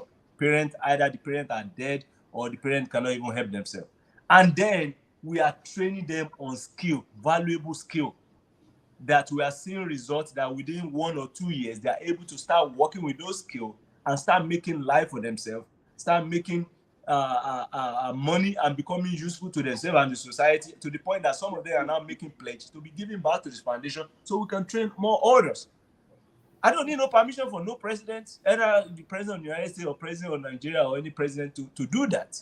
And that's why I'm doing that, right? So we are not part of the youth or part of the people that, oh, I'm now jackpot from Nigeria now, I'm in America now, I'm rich now, then everybody can go and die. No, that's why we're having the problem that we're having in the world now. The reason why the West is having problem that they're having now, you know the reason why? Is because they fail to bring other people up to their level. So those other people now that they've neglected or abused or enslaved, or manipulated or cheated, they are the one now running to go to their country to now become problem to them, or they are the one that are doing suicide bombing and all the kind of things that they are doing all over the world. They are the one that are becoming terrorists. They are one that are becoming all kind of crazy things that they are becoming, causing problem in the world. But if they have done what the leader should do, which is bring everybody to the same level, just like the Holy Scripture said that if I be lifted up, I will draw all men to myself. So that means I will continue to be up because I'm drawing all men to myself. And those other people are also drawing all men to themselves. I'm empowered and I empower other people. Then everybody's empowered. There's no need for me to be scared of going to Nigeria and afraid of kidnapping, because even if somebody tried to make that attempt, maybe one of those youth will be the one to rescue me. And an example is this. Because what I'm doing personally is not just for the African alone. I'm doing it for American too. For Thanksgiving alone, I spent over $700 to cook Nigerian food and feed American, and they all loved it. People will come to me, why are you being nice to me? Why are you being kind to me? I'm like, because that's who I am. I'm a human being. I see you as one, and I have to respect you. I have to be nice to you. So now, this 2 days ago, I went out 2 days ago, and then I was coming back. I was like, I need to fill my gas. I'm in Germany right now. I need to fill my tank. And in Germany, you pump the gas and then go inside to pay. That's the system, right? So I pumped the gas, and then let me go and pay. I realized, oh shit, I didn't even bring my wallet with me. I usually don't forget my wallet. That's so unbelievable. So I went inside, I stayed in the line, and when it got my turn, I said, okay, I'm going to give you whatever you want me to give you, my ID card, my whatever, everything I have with me, I'll give it to you, even my car registration, I'll give it to you, because I left my purse at home and I already pumped the gas. I need to go bring the purse so I can come out and pay you. As I was saying that, somebody was behind me saying, no, coach, because I'm also a soccer coach. It's like, coach, don't worry about it. Don't worry about it. I'm going to pay the money. And then later on, when I have time, I'll send you my cash app, and then you can give me back the money. So I was like, I said thank you, and I left. Like 3 or 4 hours later, he sent the cash app, and I sent the money to him, and he said, oh, I got it. So that looked like a little, very small thing, right? But look at that honor and respect. Honor and respect. Wow. I never expected it. Wow. I never expected it. That's one. Two, I went on a vacation. I think that was 2 summers ago. I went on a vacation with my son, right? I went from Germany, I went to the States. I went on a vacation. And I was doing my vacation and everything. All of a sudden, I ran out of cash, because when you're with kids, you can spend whatever, right? And then sometimes some of our banks is just not flexible, that you can't use it anywhere or anyhow and stuff like that, right? So I ran out of cash. So I was like, oh, I ran out of cash, but I need cash right now. And I can't get cash right now. I have to wait maybe 1 or 2 days to get those cash, right? So I was like, so what am I going to do? I need cash, right? So I reached out to somebody. I said, well, I need cash right now. He sent the cash to me, right? Quite a bit of money, right? I got the cash 2, 3, 4 days or whatever. When I got my money back, I was like, okay, give me the where I'm going to send your money to. Yeah, thank you. And so it was like, oh, don't worry. Well, you remember what you taught me about the investment and this the other time, and I was able to, you helped me to do the investment. The money I've made, if you know how much I have made, you won't even believe it. Don't even worry about sending me anything, because if I have to pay you, if you have charged me, or I have to pay you for that that information you gave me that time, you probably will have charged me more than that. That's how you didn't collect the money back from me. You see what I'm saying? So why am I saying all of this is because when we are saying we are human beings and we need to be kind and nice to others, and we need to bring other people up, we have to take that individual responsibility instead of pointing to one government or one leader or looking at one big stuff. It has to start from me and you. You do your little part, I do my little part. That's how we make the world a better place. And that is what America and some part of the world are doing to their youth, empowering them. And that's why the youth are willing and ready to die for their country. Okay, You see I what I'm saying? think And I a good and a true Nigerian will not leave Nigeria and now say because he's an American forget Nigeria. Because the Yoruba proverb says, Odo tó bá gbàgbé orísun ẹ̀, ó máa gbé ni. That's why a lot of them, a lot of them, history cannot know them, history cannot record them, history does not know them because they didn't do the right thing. The universe doesn't recognize them because they didn't do the right thing. can I You say see what I'm something saying? about that? Look at the persons like Alaafin of Oyo with all the privilege and everything he has and the power and the connection he has. Let's say he now left the whole of Oyo and sold his people and took all of them away. Nobody will remember him. That place probably would have become something, right? But he decided to stay back and stay there because that is his own heritage. That is his own heritage. We don't forget our heritage. We don't forget our culture. We don't forget our language. We don't trade ourselves for peanuts. We go anywhere we want to go, which is everybody have the right to go anywhere in the world. But when you are trained and properly trained with the right culture, principle, and level of discipline, there's no way you will not give back. Nobody has to ask you. You will give back. We have So the been youth going can, away. We have been I'm going not away afraid since that the the youth, 80s. Can I say something? We have been going. History does not bear you out, because we have been going away since the 60s, 70s, 80s, and this is the state of the country we are in today. See, but we when are not doing it everything, the way we we are are not doing it doing now. it with a purpose. That's the problem. Yeah. When we do something, everything we react every time to things when the events are already occurring. That's how we got enslaved, how we got colonized, and we are still doing it today. The fact that you sit there thinking that America actually means well for you, it tells you that you are not woken up from the sleep that you are in. Look at what they do to the African Americans today. You forget their history and you literally think they are doing well. America invited Africa to this thing to their country today, and this week, I mean, or last week, and they gave them. They are talking about $55 billion over 3 years. $55 billion over 3 years. They have Over given 3 Ukraine, years, yes. and then most of the companies that are going to make the money, $55 billion, is an American company. It's not Africa that's going to make that money.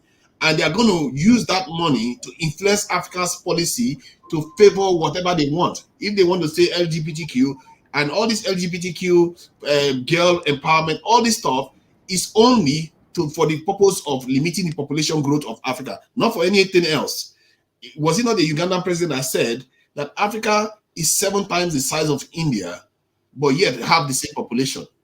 So Africa is underpopulated, but they are making us rush to a policy that is going to limit our growth because they need us small so that we are easier to control. And if you keep buying what people are telling you, the world, is good to every boat to rise up. Isn't it true? But the truth is, everything is good on paper until it encounters human beings. Human beings, it's not because they are evil inherently, but because of their behavior, they favor a certain clique of groups. That's why every society have elites, and every country. If you look at the shape of the world, you have elite countries, the ones that are stronger than the others, because others have cropped themselves away and they want to keep their privilege. You think the West want to share their privilege? Why do you think they don't want Russia to join NATO? Russia wanted to join NATO, and they go up to the way, but they want to. What is Russia saying though? What is Russia Russia saying wanted to to that? join NATO.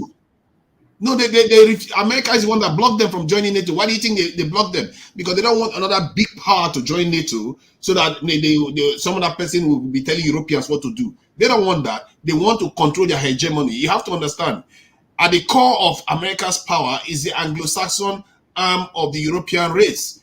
Makes no mistake, it's not the French, it's not the Germans, it's the Anglo-Saxon arm that won the Second World War. France was already defeated, Germany was defeated, Japan was defeated. English and the Americans and basically the Canadians that won the war.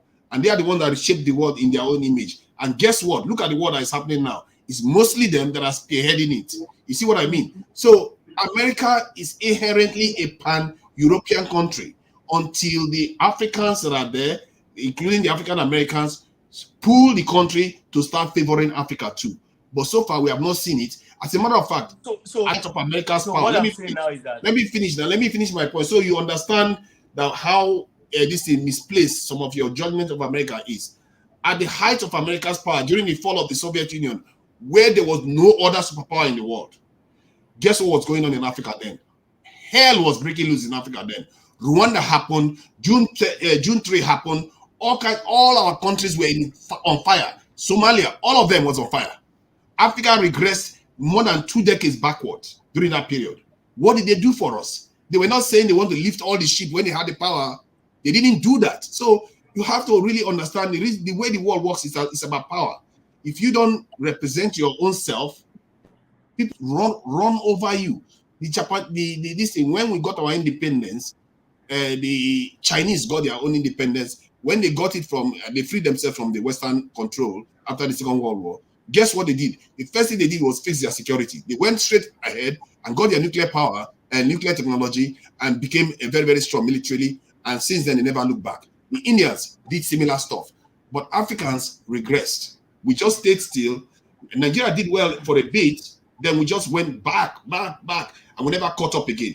And we are still making that mistake. Now, I'm sitting here, you are saying that America means well for us. It tells you that you don't understand. So you are not getting my point. You are not getting my point.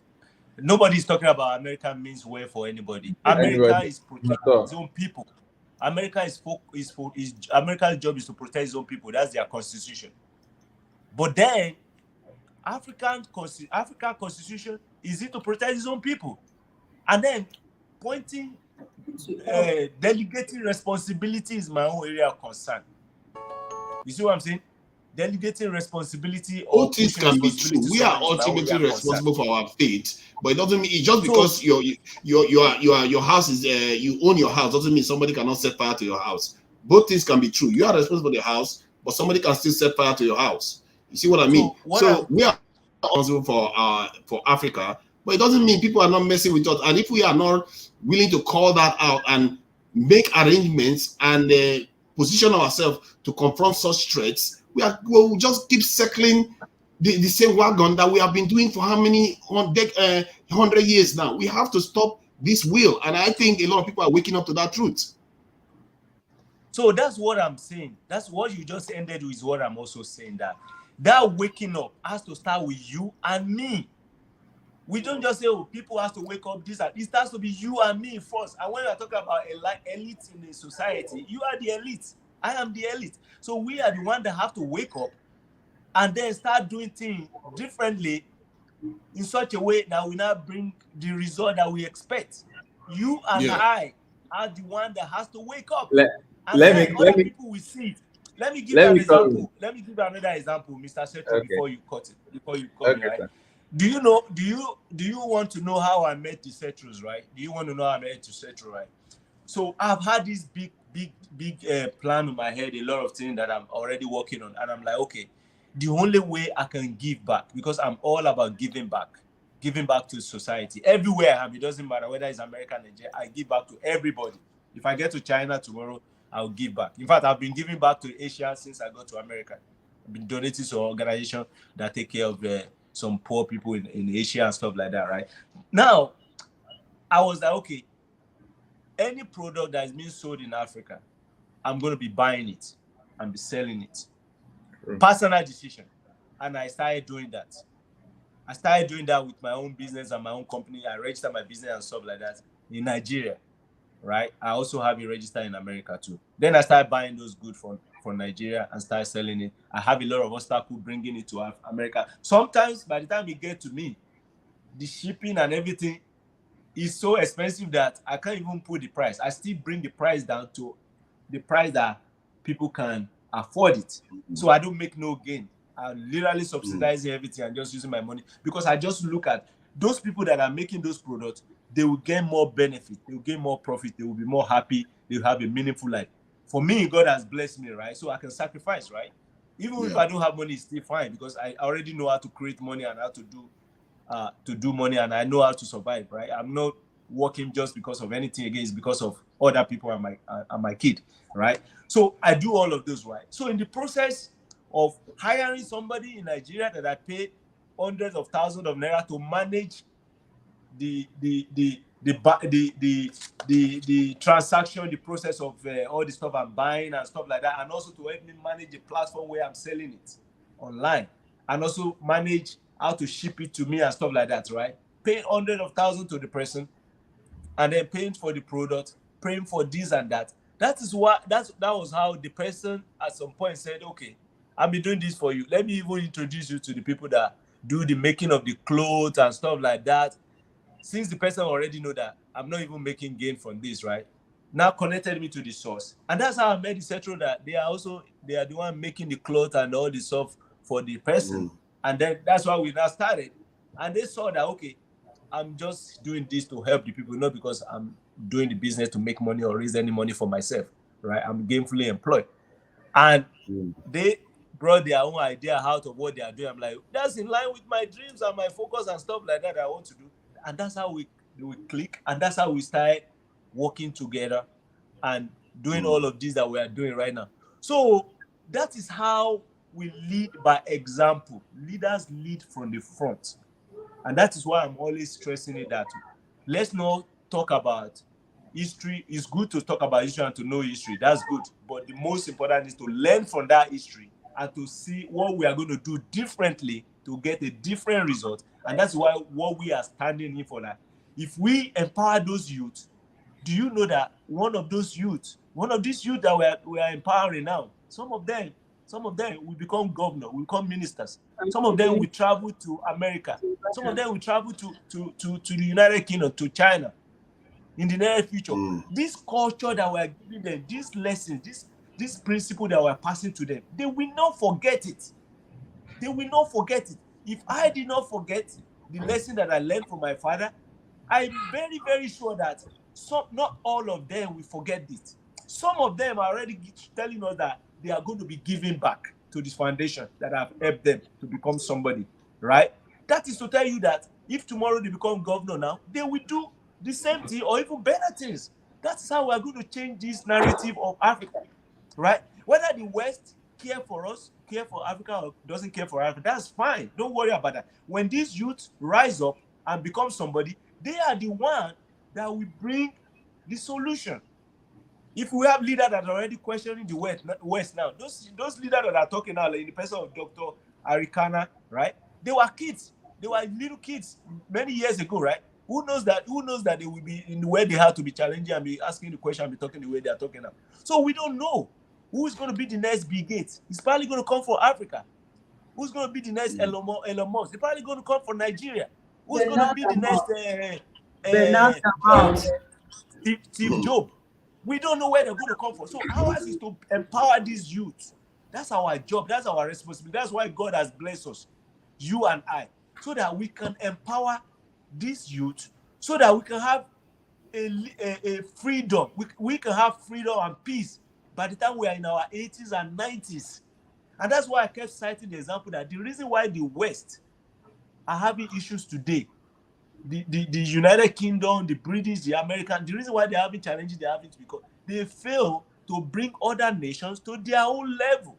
But you see, when you say they failed, you are missing the fact that they don't want to. That is the point. Why are you saying they failed? They didn't fail. That is their intention. Why would they want everybody to be at their own level? They paid with blood. What's happening now, right? To get what they got. Why would they give it for free?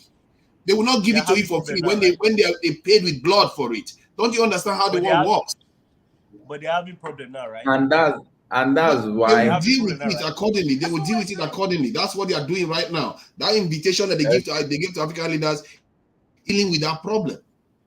Okay, let me come in here. I just shared a video and a photo. Let's look at this particular. Yeah, there was this wedding that was shot last week Saturday. Last 2 weeks Saturday. Would you believe that it was just these pictures you're seeing here was shot by, this is a picture of the wedding, was shot by a youth that was picked up from a shanty where water was disturbing them and the likes. Under 1 month of training directly, I personally trained this young boy in photography and videography. He shot this just in 1 month alongside myself. Now, just in 1 month, he shot this. what are we trying to say? There was also another video, the video. wedding video. Let me show you the wedding video. The wedding video was shot by another youth that we picked up. This wedding video was shot by another youth that we picked up 2 years ago From the streets. from Oshodi market. Yes. From Oshodi. We have all their videos. So we have all the videos On of YouTube, each of sir. them, Yeah, how on they were YouTube. picked on YouTube. And today, the young boy He can, was just 16. he single-handedly shot this video you are watching, the wedding video and likes. He was just 16. Now, what are we trying to say? If all we just do is to come on this YouTube channel or any other platform and say, oh, the leaders are this, the problem of Africa has been caused by the external influences. We know that there are external influences, but in Yoruba they says that tí a bá ní èkúìdà, a kì í béèrè ikú tó pa bàbá ẹni. That's That it. if you do not have Economic power, you cannot ask for the death that killed your father. No, you don't Now- challenge. You don't challenge. Yes. You don't challenge your father's enemy when you are Exactly. not. When you are not. When you don't have the His equal strength. military might. If you don't Exactly. have It's the not equal money. military might, you don't challenge your father's enemy. And guess what we You are have to doing? wait We are till not that fixing time. our military might. Uh-huh. Now, let me tell you this, as part of our training also, because we are not just training them in skills, we're also training them in character formation. I'm glad to let you know that this is to 12 year in Nigeria. As part of Yeah. our character formation, the youth that shot that particular video, the picture, that shot the particular picture, we told him that this place is not where you just walk with the character of an average Nigerian, where you just think you resume, because the young man, we took him off the streets. We took him off, the streets, and we're training him in the foundation, and we are making him know that he needs all these skills and he needs character to go alongside. But we do not also want him to have that mindset of average Nigerian, average African, that, oh, when they just resume in the office, because we took him, we started training him, and we are paying him salary. Why were we paying him salary? What he was doing before, he was working in the factory where they will use them like robots from morning till night when they will close. And we told him, if you continue doing this work, the next 10 years, in the next 10 years, next Grow 20 old. years, you will grow old and you'll be rustic. What craft, what knowledge do you have to sustain yourself and build a family with it? He saw reason to that, and he came in for this. So we decided to be paying him as he's learning. as he's learning, so that by the time he's well learned, his salary can even go up. But he resumed in the morning, and when it was 6, he closed. I told him, I said, the job we gave you to do, you have not completed it. Go, you have closed, but one thing, by my own training as a banker, we don't have closing time. Yes, so when you're working in the Although bank, you come his home. face wants to. Sorry. You said something about that I found a bit interesting. I just wanted to delve deeper. You said the young man was working in a factory, Yes. building something, and you pulled him away from that. Was he being paid for the work he was doing? Packing tomato paste, just tomato packing. paste. Packaging. Was he being paid? He was being paid. So you can argue that that is also an economy that needs to happen, because that person that is packing that tomato is delivering it to other people for the economy to move around. It's So good. It's what I good, mean, but so One skill but is more valuable than the I'm other. what's it called? I'm a trained HR personnel. I worked in about 3 different banks before retiring at 35. Now, the question is, we know that not all of them can be pulled out, but the question is, what skill is he getting there? Just packaging just it packaging, into and by the container. time it will stand from morning till night or whatever, there is no growth, there is no, it doesn't have a, what's it called, in short, they are even they take them as a, what class of staff do we take them, casual staff, is and they are paying And him. is he even happy doing it? Is that Is what you want? how will he be happy? The young That's not boy the question. is Mm. getting lean every day. When I saw him, he was lean, and I was like, wow, this was not the boy I saw before. In short, when we saw him, he was still in secondary school then. We brought him to the foundation. He was still talking garbage, talking to us as if we are classmates. You know, life has not touched on him. But when I now saw him afterward, that life has taught him a lesson.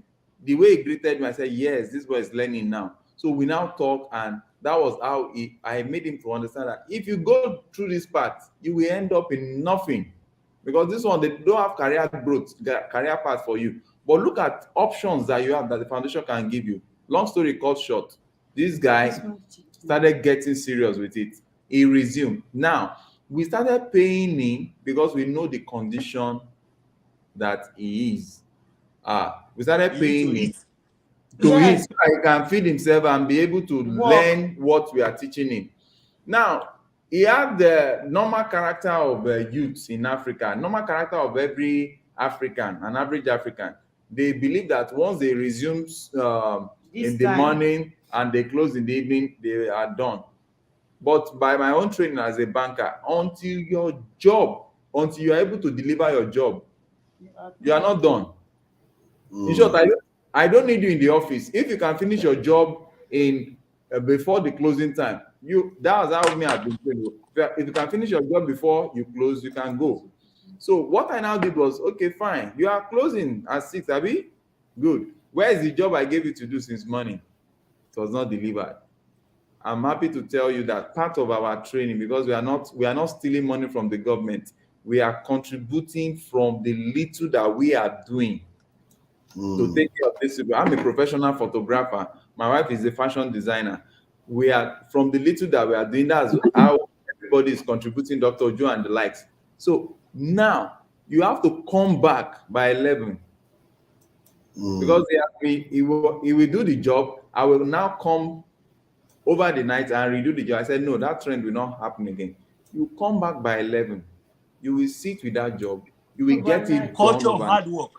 You will get it done overnight, here now. and you will resume The the next morning. So you I'm not telling you stories, because so that I will not just feel Rome is not good today. Look at him here.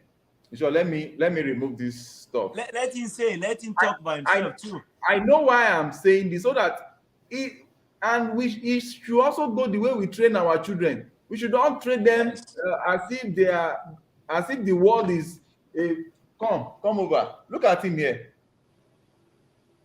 Yeah. We should not train them like training bunch of idiots that will ruin the economy that is placed in their hand. Who knows? Maybe he might be the governor of one state in Nigeria very soon. And Yep. because of useless pampering that is not sensible, we begin to give them the culture of not keeping to time, of not delivering. Because I don't believe in this. Yeah. If you are in the office and you are not able to deliver, you have just wasted your time. Now, by the time he does this today, tomorrow he will improve on his speed. That's how to train the youth. This just Because- 4 Yeah. minutes to Because 12 this midnight. is 4 minutes to midnight, and he's going to do it because that is his job. I tell you, I must say you are quite good at doing what you do, because for me, I'm training people in Nigeria. I'm working with a lot of people in technology, and I can assure you that the culture is very corrosive. You can't keep them in one place. They are Can I- having.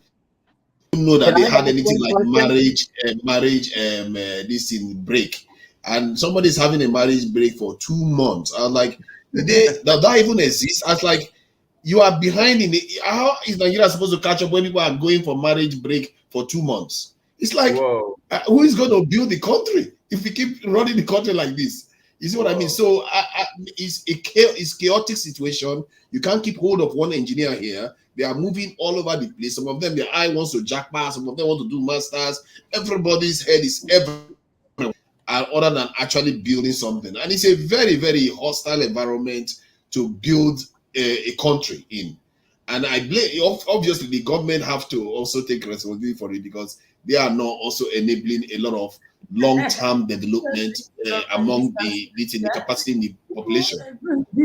Yeah, that's a good point. Each Can I individual, the can government, I ask you a it's not the question, Dr. government that Ojo? said they should go and be doing Okay, Jim is here.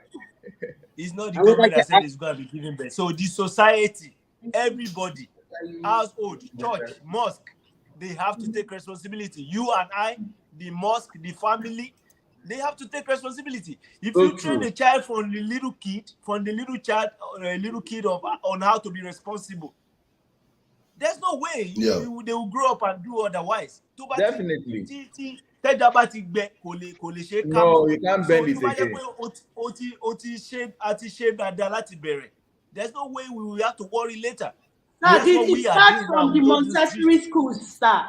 Sir, do you know that my children in their school, they are always the different one, because all their mates, they have house help and this. And so when I tell them you have to keep awake, wash your clothes, wash the plates, clean the house, do this, they feel our friends are not doing. I said they are really suffering. You think they are enjoying now? They are not enjoying, they are suffering, because all they ought to know, like my 11 years daughter, she cooks the soup, she cooks the food, does everything. She takes care of my baby. She will say, am I the one to do it? I said, yes, you are the first daughter, you are the one to do it. That's it, if you're not responsible. But at school, they'll be laughing at them because they don't do anything. Their ends are like alakpa stainless. They don't do anything. It's their parents, their house helps that'll be doing it for them. And that's where it's starting from. The children are not responsible. They are not teaching them the reality of life, but how to be responsible. So when they grow old, it's just the easy life, the cruisy life they want. I know somebody in the banking sector, they said they are having real challenge right now, that the brain drain there is too much, especially in the what's it called, this aspect of that in the engineering and IT, that they don't have Machine learning, now IT, and data science. now they don't have the real human resources, because they're all just going away. They don't want to struggle, they don't want to, they are just not there, they are not what they ought to be. It's not even with me. And that's where it is. So my children, they used to think I'm wicked. I will tell them, I said, next 10 years or next 15 years, when you are alone, you tell me, you'll be praying for me that this woman, she's very good, she loves me. Dr. Ojo, Dr. Ojo, do you know that this guy, let him show his face. When I was, I told my wife, I said, if this boy does not come tonight, he should just take it that he has gone. Gone out of this training. Because and I was still very well. When I was talking to him, his face was like this. His face was like this. I was just like, look at this one. Do you know when he sleeps? Do you know when my husband sleeps? He sleeps like like 4 a.m. and I wake up by 8. He will be here. And I said, do you know he will be the one? I will sleep 5:30. Yes. And I'll wake up 8. And you that we are building, we are training you and we are paying you. I can't be coming to now do your job for you. And they're like, those are the kind of training we should let them know the reality of life, not pampering children. They are now scattered. They are parents not responsible. What's the importance of having millions of you that are useless to themselves? Do you know? They have no value. Can I get a question in, please? Okay, Jim. Okay. For Jim is there. Welcome, Jim. Yes. I want to see your face. Thank you. You Where two is gentlemen. your face? Oh, sure. Hang on. Yeah, here I am. So I've been listening. I've been listening to the whole conversation the whole time, and I've learned quite a bit. And once again, I'm so impassioned by the Stetros Foundation and the youth movement, because it all has to come up from the bottom. My question to Dr. Ojo. Since he's been dealing with this gentleman, Tunija or something, I don't know how it's pronounced. You're in a military base in Germany currently. Let's just give a comparison question here. If the military bases of America in Germany pulled out, what would happen? And there's 29 military bases in Africa. What would happen if all 29 bases were closed down? Would there be a vacuum? Would there be some other warlord type of mentality? That's my question to you. is the military bases getting in the way, or are they helping? So we can look at it from a very angle, right? But for sure, the military U.S. military bases is of a huge impact to human development, growth, prosperity, because everywhere we go, right, we bring life to that place. This place I am right now in Germany, it will have been like a place, if like a desert, like a forest with woods and trees all over the place if we are not here. But because we are here now, if you see how the flourishing, the community is flourishing, because you know they won't put a military base in the city, right? It's always has to be in the jungle, right? But over the years, development catch up with it because the number of troops going in there, right? That's an employment opportunity right there. The people that does the logistics, the people that do the supplies, the people that cooks, the people that open their banks. Because now I'm an American, right? I don't have my bank here. I can't even make a deposit into my bank account. I only do withdraw, except if somebody has to do transfer into my account because there's no physical bank here. Only ATM. We only have ATM here. And is it the United States the largest contributor in philanthropy to Africa? Aren't they the largest contributor, excluding the military? So I have to check who is the largest in the military force worldwide. United States, of course. United States has the largest contribution military-wide. Now let me let you know one thing, right? Let me let you one thing, right? I've already said it on this platform before, right? That when we look at the United States, right, the great thing that the United States is doing is huge. There's no doubt about that. It's a great nation. There's no doubt. I respect the nation. That's why I'm serving. I chose to serve, right? I don't have to. I chose to serve because the United States is a great nation. They are doing a lot of great things. No doubt about that. But the problem is because if the West, with all the great might, all the military might, if we are not building other people, bringing them up, it is still going to be a problem because these same people will always depend on us. And when they have problems, they will run to us and then create more problems for us. So from the beginning of this world, even the way God created this world is not for anybody to be superior than anybody. We are all human beings. That's why we are the same human being, the same blood flowing to our veins. It is that we have to bring each other up so that you think you are up, you are free from all kind of troubles. Because if you don't, those people you are neglecting or those people you are manipulating or using or whatever to empower yourself or to develop yourself, they will be the problem tomorrow. That's my own concern.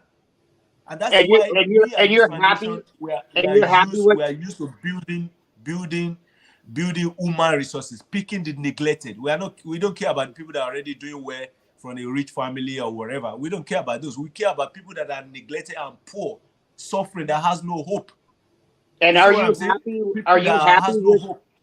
Are you happy with democracy being spread across the world through the might of a military, though? I mean, honestly is such a large conglomerate of bases. There's over 600 military bases, and it seems to me that of the 29 bases in Africa, most of them are on the coastline. Most of them. And I think that the Navy is out there protecting sea lanes. And if trade is being affected, I think this is what the gentleman was speaking about a little bit earlier. I don't think the transparency is there yet. That is what I think the gentleman was saying to you earlier. So the transparency is not there quite yet, and the communication, there's communication gap too, because the way the West communicates is different from the way other parts of the world communicate. So there's that gap, and that was why I was employing the Central Foundation that there are some of the things that we want to employ the youth to put into like music or even cartoon or video or whatever, because I know the West, they understand movie very well. They get the message really clearly when they watch the movie. What message do you want to send to them? What message do you want to send to them? So the message is this. The message we want to send to them that this is how let's say for example, now this is how Africa perceived what America or the West is doing to them. This is what they perceive it. So that You seriously think they have don't a know? different picture. They have a different picture, and they have a different goal and purpose, whether we like it or not. So those goals and purpose are not aligning. I think you are making some statements that are clearly inaccurate about the nature of life itself. When you said God made everything to be, but did, if you look at the world today, it was never meant to be. Have you seen a lion at work? Yeah, it was never meant to be equal. If you look at societies, they stratify very quickly the moment you put them together, and you see that you start forming cliques and all the rest of it.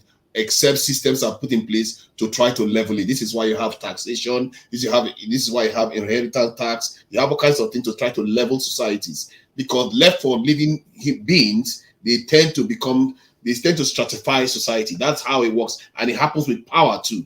So for you to sometimes the way you describe the West as being like they don't know what they are doing, it's like you don't understand. They earned their place in blood.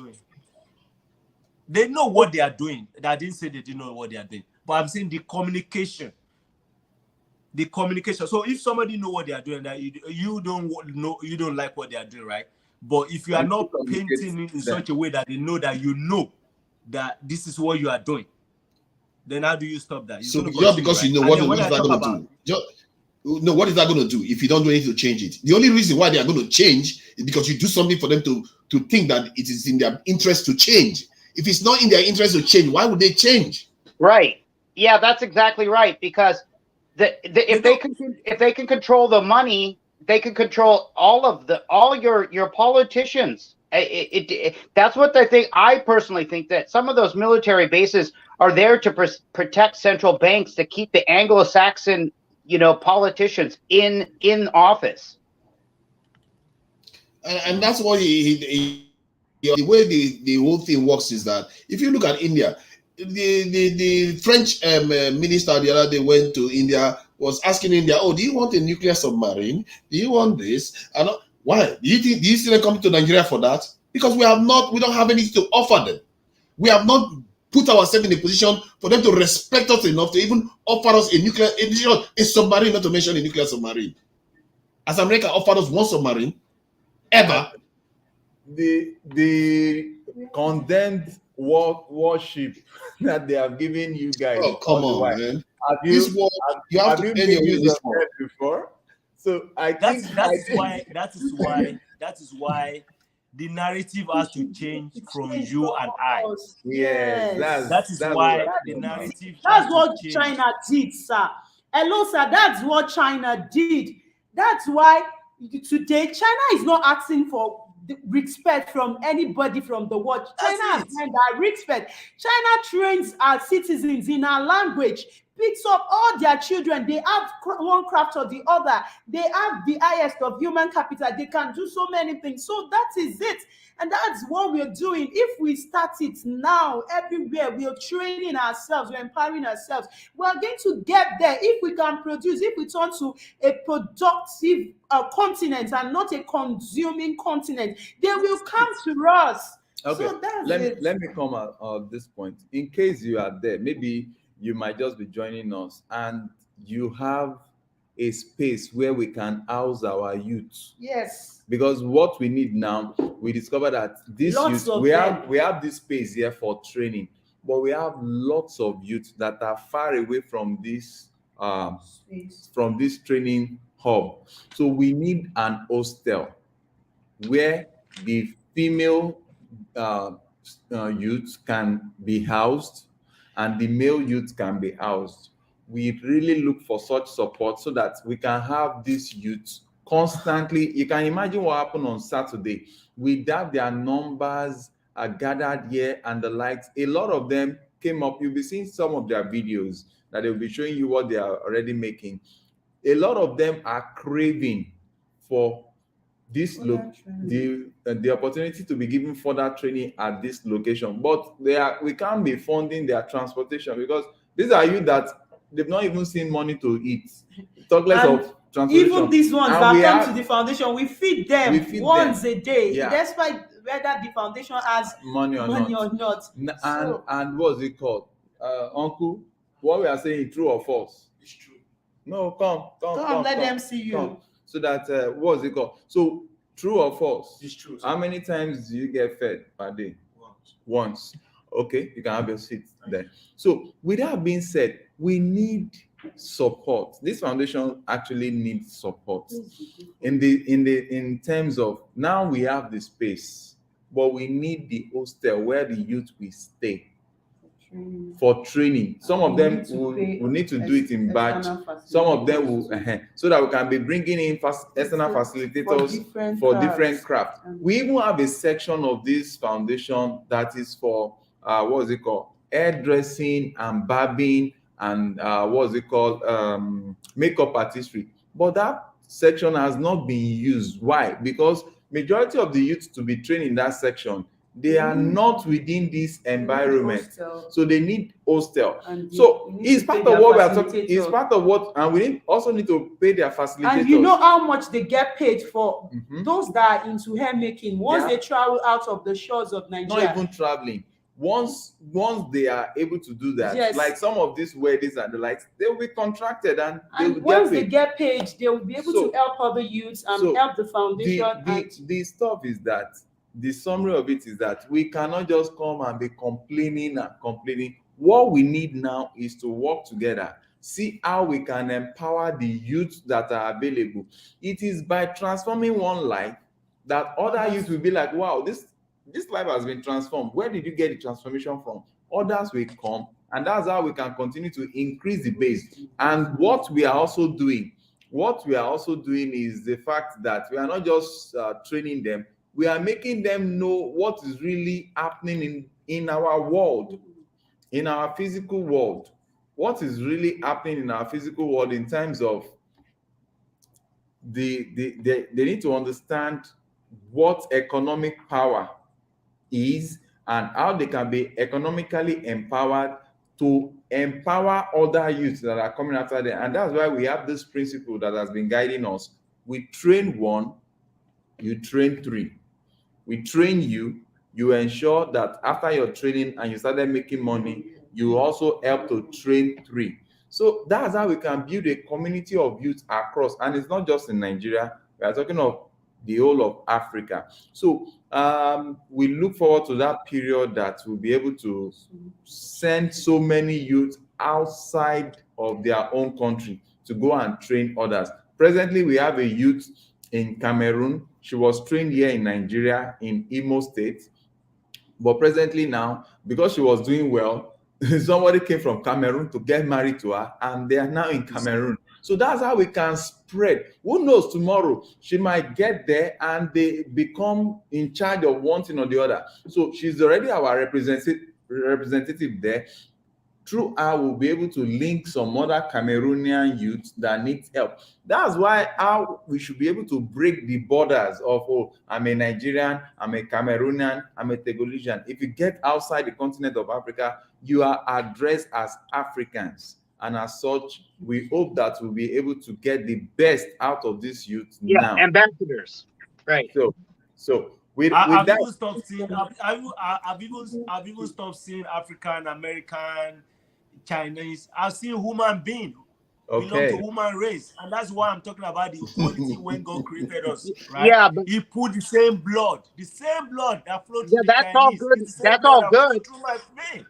That's we all have multiple identity, Mister. You can. Sorry, let me just add this. We all have multiple identity. You might be a Yoruba man. See, let me finish my point before you start. Different thing. What do you think when you say human beings? Human beings it's an identity too. Let me finish what I'm saying. We have different layers of it. Let me finish. Yes, it's true. But you have to also understand. See, come on. You're not going to help me take care of my child like myself, will you? if there's no difference, let me tell you something. No, you will not. You will not. By the time I hand all of them over to you, you will think twice. Point is that there are layers to identity. You have your name, your Yoruba tribe name, your Nigerian identity, you are black, and you have a human identity. But to pretend as if your other identities don't play a role, there is a reason why you go. Let me explain. Let me just finish with this. The world currently is operating on the racial level. That's what you have to understand. There was a time we're operating on a tribal level. It's moved to a racial level right now. And if you make the mistake of just seeing everybody as one, we are not there yet. I'm sorry. If we are there, but that's fine. Where do we start from, though?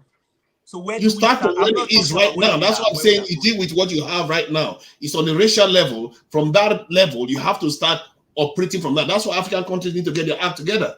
If you try to operate as one country, you're not going to succeed. After all, Eritrea technically has done what it's right. Where is Africa? Right. So I get your point. Your point is very clear and well understood. But what I'm saying, I'm not changing, right? And I'm not changing it.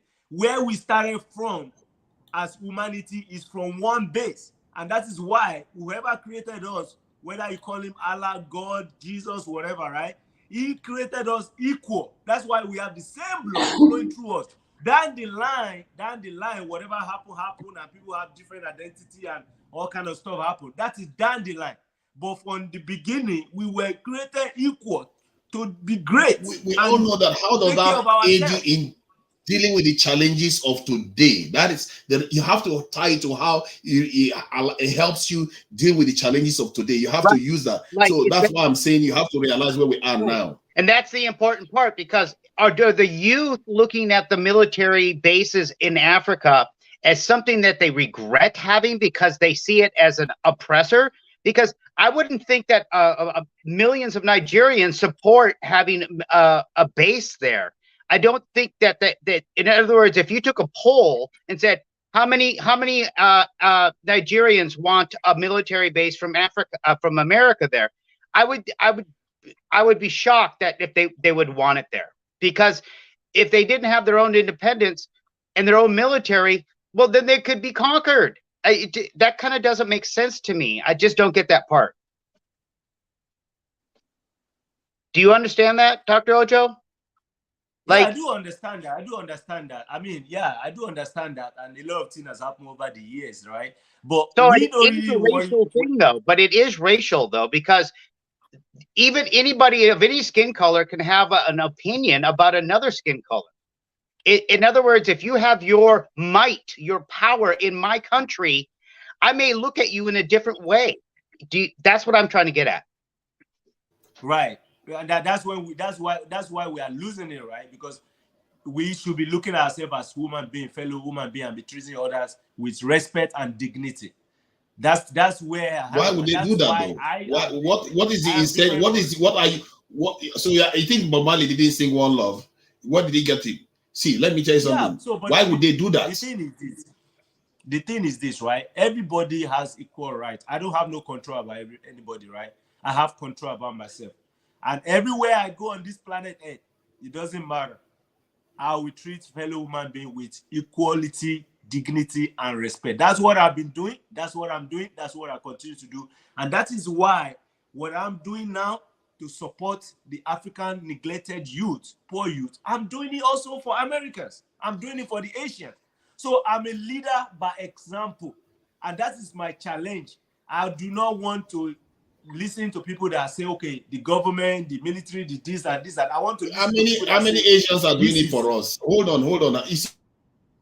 Charity begins at home. You are doing it for Asians. How many of them are doing it for us? Busying themselves. Okay, but if you don't, you see, but this is our mentality. This is our mentality. We are at the bottom of the food chain. Your first instinct is to think of the world. In charge of the reality, your forefathers don't control anything right now. So you are busying yourself, worrying about higher level problems when you should be worrying about getting your people out of the mess they are in. We are in an existential threat situation right now. You don't understand how existential our situation is. The world is moving to a different level. If it settles again, a new Berlin conference settles, our situation is going to be far worse than it was before, because we are talking about China, India, the West, all of them settling and making us their dinner.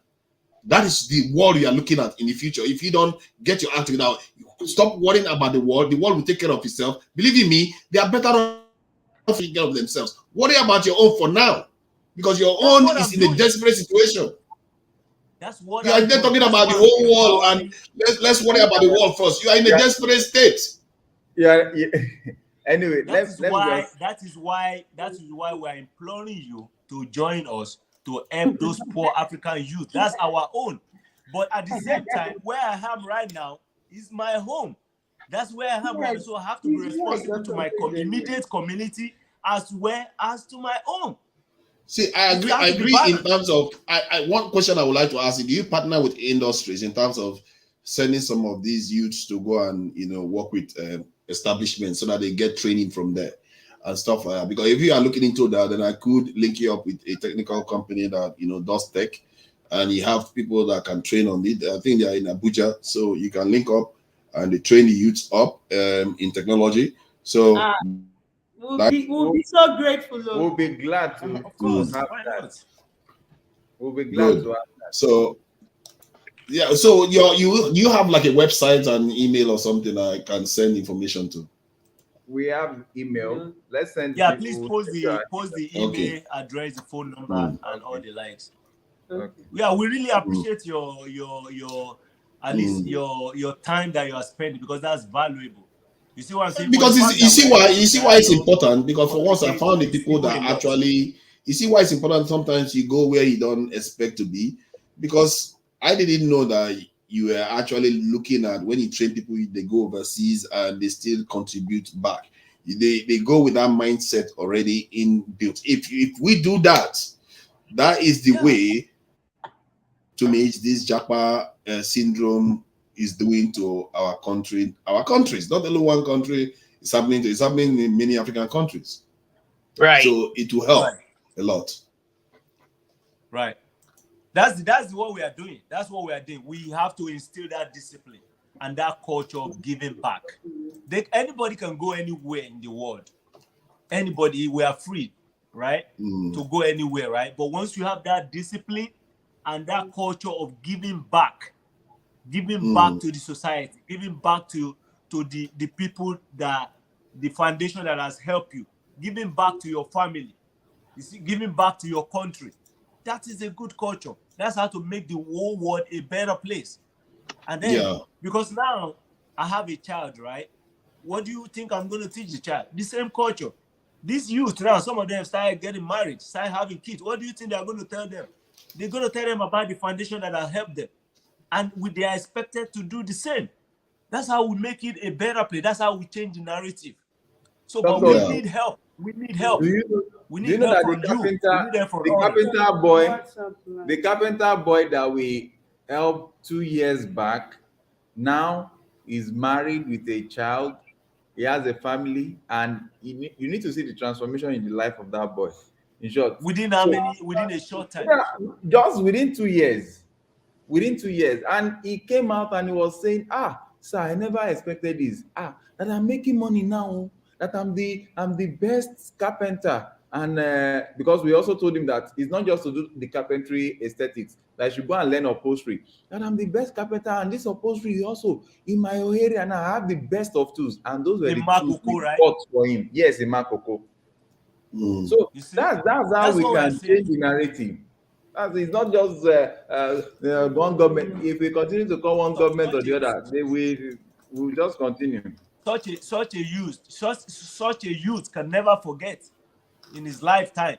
That's somebody that could not feed himself, somebody that was enslaved by his master, could not pay the apprentice graduation fee.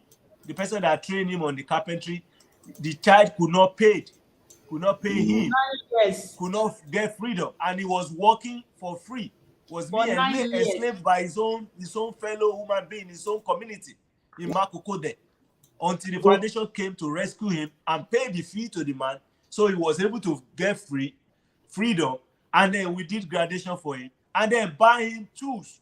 Now he has the best tools in the whole environment, to the point that he can go to other country, Ghana and the rest of it, to be doing projects.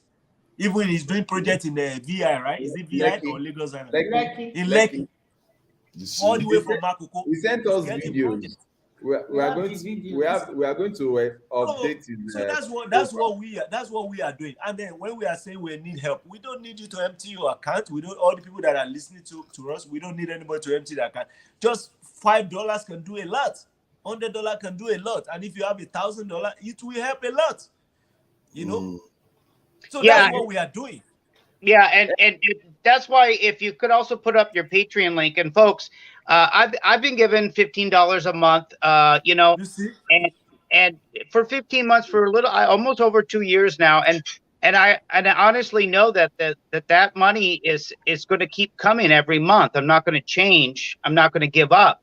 And I think planting the seed is like, you know, the tree will bear a lot of fruit. And I really think this conversation has really shown that hope is the best remedy for an indigenous child of Africa, who especially as a youth. And the way that Deo and Joe K have explained that the girls are dominating the scene really shows that there's an ability now for these girls to grab the character that they need to show other girls, because girls need it, I think, if I'm not mistaken, a little bit more. It could be. Okay. And so I think that what Deo and Joe K are doing is got the right momentum going. And, you know, it's just like I said earlier, that it's just an honor to know that there's people out there who are giving it their all and not giving up. And yet this conversation today has been so interesting, because I looked at what the gentleman was saying, and it really does come down to who has got grips. Is Africa for sale? I mean, it seems like it. If you're inviting people in to come into, you know, I'm not saying it is for sale. I'm just saying it seems like it. And that the grip of the currency, the American dollar, is just too powerful that even at the grassroots level, I don't want to sound like I'm being a bummer here, but there really is an unfair playing field, especially when it comes to currency. And if you know how that's about it.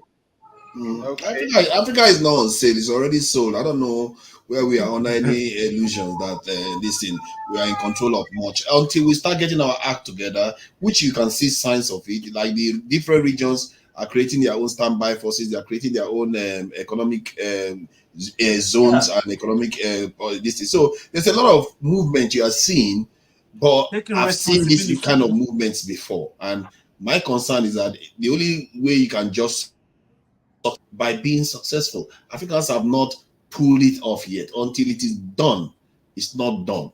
And history has shown me that never be complacent about these things. Okay. And I hope we never take responsibility.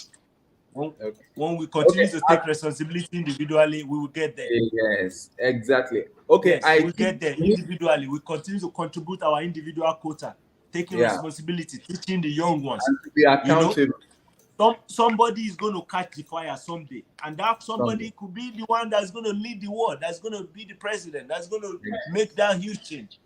Look at you, persons like Bill Gates was born by a parent, right? Persons like Steve Jobs was born by a parent, right? You never know. I have that confidence, I have that faith. Like some of these children, one of them one day is going to be great, and he's going to do something great. Wow, thank you so much. I think while we are trying to wrap up everything today, I need to bring to our notice, like you've been seeing on the screen, this is what we have been doing every December 25th. We pick different location. We don't repeat. We have never repeated any location before, so that we can spread the goodwill.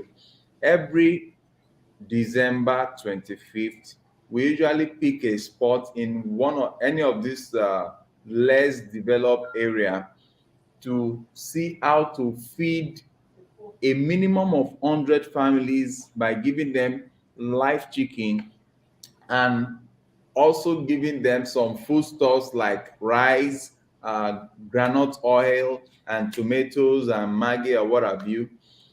This year, we are on the third row, as in this is going to be the third time, the third year in doing this. So we are bringing to our notice here, we call for support. If this is the first time you are just joining us, we are calling for support via our GoFundMe link. You can specify what you are giving for via our GoFundMe link, that for the feeding of the African poor or less privileged in Christmas Christmas chicken. You can just tag it Christmas chicken 2022. We've started this from the pandemic period 2020, 2021, and this 2022. So please, this year's zone, we are going to be doing it on, we are going to be giving out these food stuffs and live chicken on Saturday because Christmas is on Sunday. We are going to be doing it on the 24th, and we are also going to cover it live. I think you should go live on Instagram. You can follow us on our Instagram account, Cetros Foundation. So our YouTube channel, in case you are seeing this, this is our Cetros vlog channel, but we have created a separate channel for our foundation work, which is purely foundation work that is being uploaded there. It's called Cetros Foundation. Kindly go to that channel, subscribe, like, and share.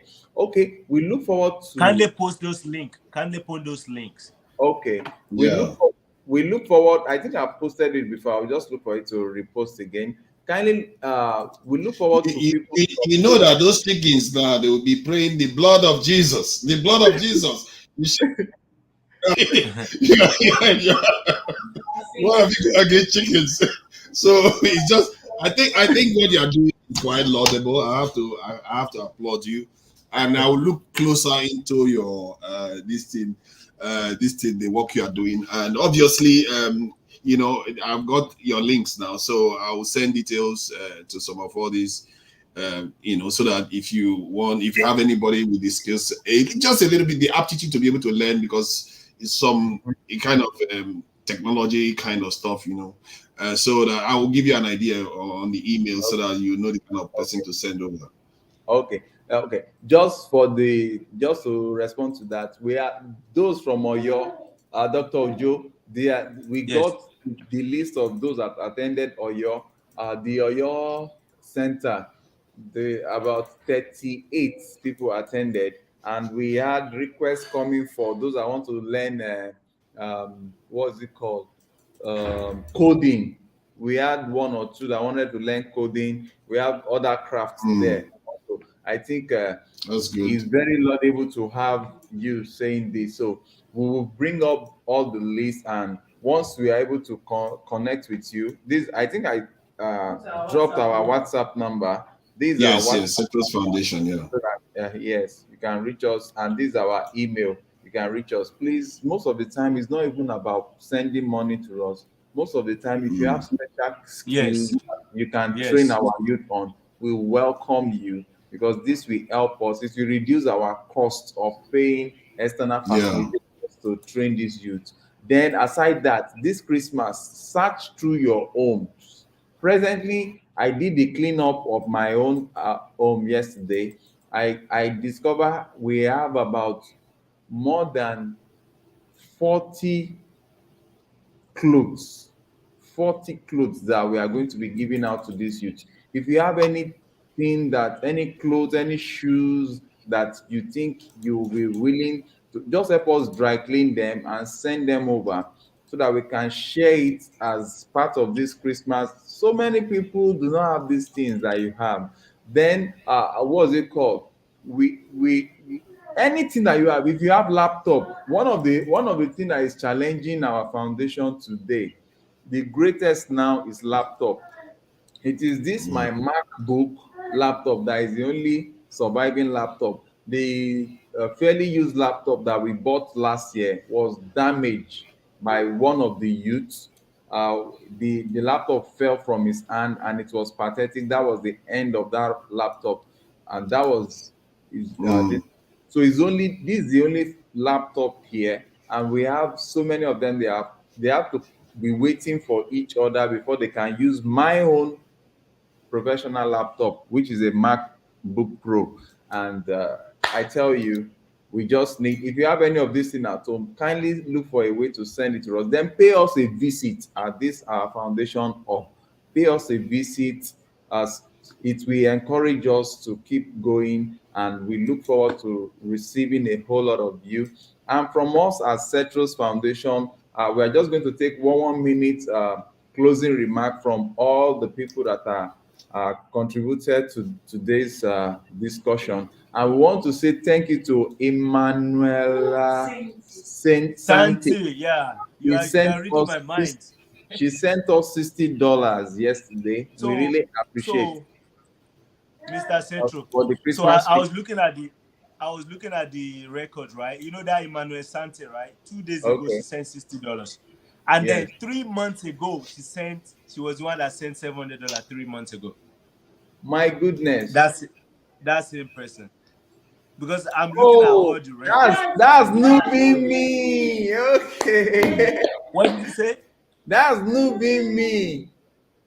Emmanuel Sante is noobing me. Yes, that's newbie me. Oh my God. Oh my Okay, look goodness. at that. I didn't know. Oh, those are Wow, wow. okay. Those are our sponsors. Whoa, whoa, whoa. We really Yeah, so appreciate. we have to definitely. I know I send this individual messages to all those people privately, Whoa, to to appreciate and thank them. wow. Aneta Malo. I don't know how to call some of this name. Temilade Yeah, Alamudun. yeah. I'm gonna do. Stephanie Ebu. Yeah, Madam Claudia too has always been by our side all yeah, the time. yeah. Donna Oni, I Always. think that's Jimmy's friend, Donna Oni. Okay. Uh, so I know some of them.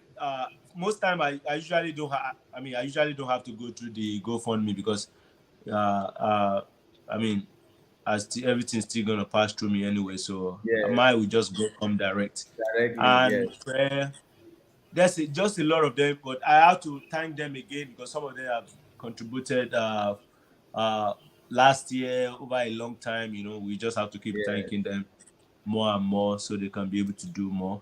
But like we have said, nobody's expecting so much, because uh, just a little can actually make a difference. A Exactly. little can make a difference. $1, $2, it can put smile on people's faces. That's what we have been doing. That's what I have been doing. Make it as a point of duty, like from time to time, anytime there's any project, anytime. So put the money there to support, and the result is paying off. When I saw the joy and the testimony, listen to those youths on the program day, it's so encouraging. Like, life are being changed. They are becoming responsible to the point of getting married, giving birth to kids, to the point of graduating from nursing school, to the point of like making promises Yes. that they will also start contributing. But those are encouraging. So I'm so much motivated to keep going, to keep supporting, and then we just need more help so that we can be able to do more. Exactly. If you don't have money, if you want to donate anything, that's also acceptable too, right? Yes. I wonder if Mm. somebody can just say there are like 20 chicken or 100 chicken somewhere, just go Exactly. and pack it. I mean, We we need food gladly stuff appreciate it. We don't have to get for the these money. We families. don't have to. Yeah. We don't have to. You don't have to give money. You can give Exactly. the food stuff. You A can give the bag food of stuff. You can rice, a you bag can of sponsor a beans. child to go and learn a particular skill. Like, go and Yes. learn carpentry, I'll pay for it, or go and learn coding, I'll pay for it. Yes. It could be whatever, however you want to Mm. do it. We just want to make a difference. That's all we are all about. We just Exactly. want to make a difference to the people that need it. The people Exactly. that need it. Exactly. Those that are poor and neglected. So thank you guys. Yeah. I appreciate you guys, and I appreciate you guys, Oh, Gisetro, for what you Madam do. Claudia is saying good night, everyone. Good night, Good Madam night, Claudia. Claudia. Okay. Talk to you tomorrow. Okay. Yes, because we are going to be hop tomorrow is what? Wednesday. Okay. I mean, it's today already. Okay. Today is Okay. Wednesday. On Friday, that will be our last live stream before the Christmas chicken. So that on Friday, we'll discuss how much we have realized because presently speaking, we've just gotten, we've only got $60 that was sent in by Emmanuel Sante for the Christmas chicken. So, And I'm going and to match that. I'm matching that right now. So we got whoa, 120. whoa. So we have I'm matching that. I $120. was expecting somebody to give more so I can match it. Whoa. But since we got 60, I'll match the $60. And then Oh, before thank then, you. I'll see what else I can do. Okay, sir. Thank you so very much. So we are so glad. We know that miracle do happen, and these people that we are going to feed, we were even thinking of going to. Okay, I don't want to mention where we are going to. We hope that we will be able to get as much chicken for them, because the price of chicken has even doubled now. So pray that God will continue to help us. So to Niger, what's your closing remark? I would say the work you have been doing is quite commendable, and this is why I will see how I can be able to. Oh, somebody just dropped. contribute. Somebody said she will be doing $70. Sorry, I'm $70. cutting. Look at that. Thank you so Oh, very it's a new bill. Yeah. This is the first time we are seeing Melissa new bill, and you are doing this. We really appreciate you. Thank you so very much. Thank you so very much. Okay, to Niger, you were saying something.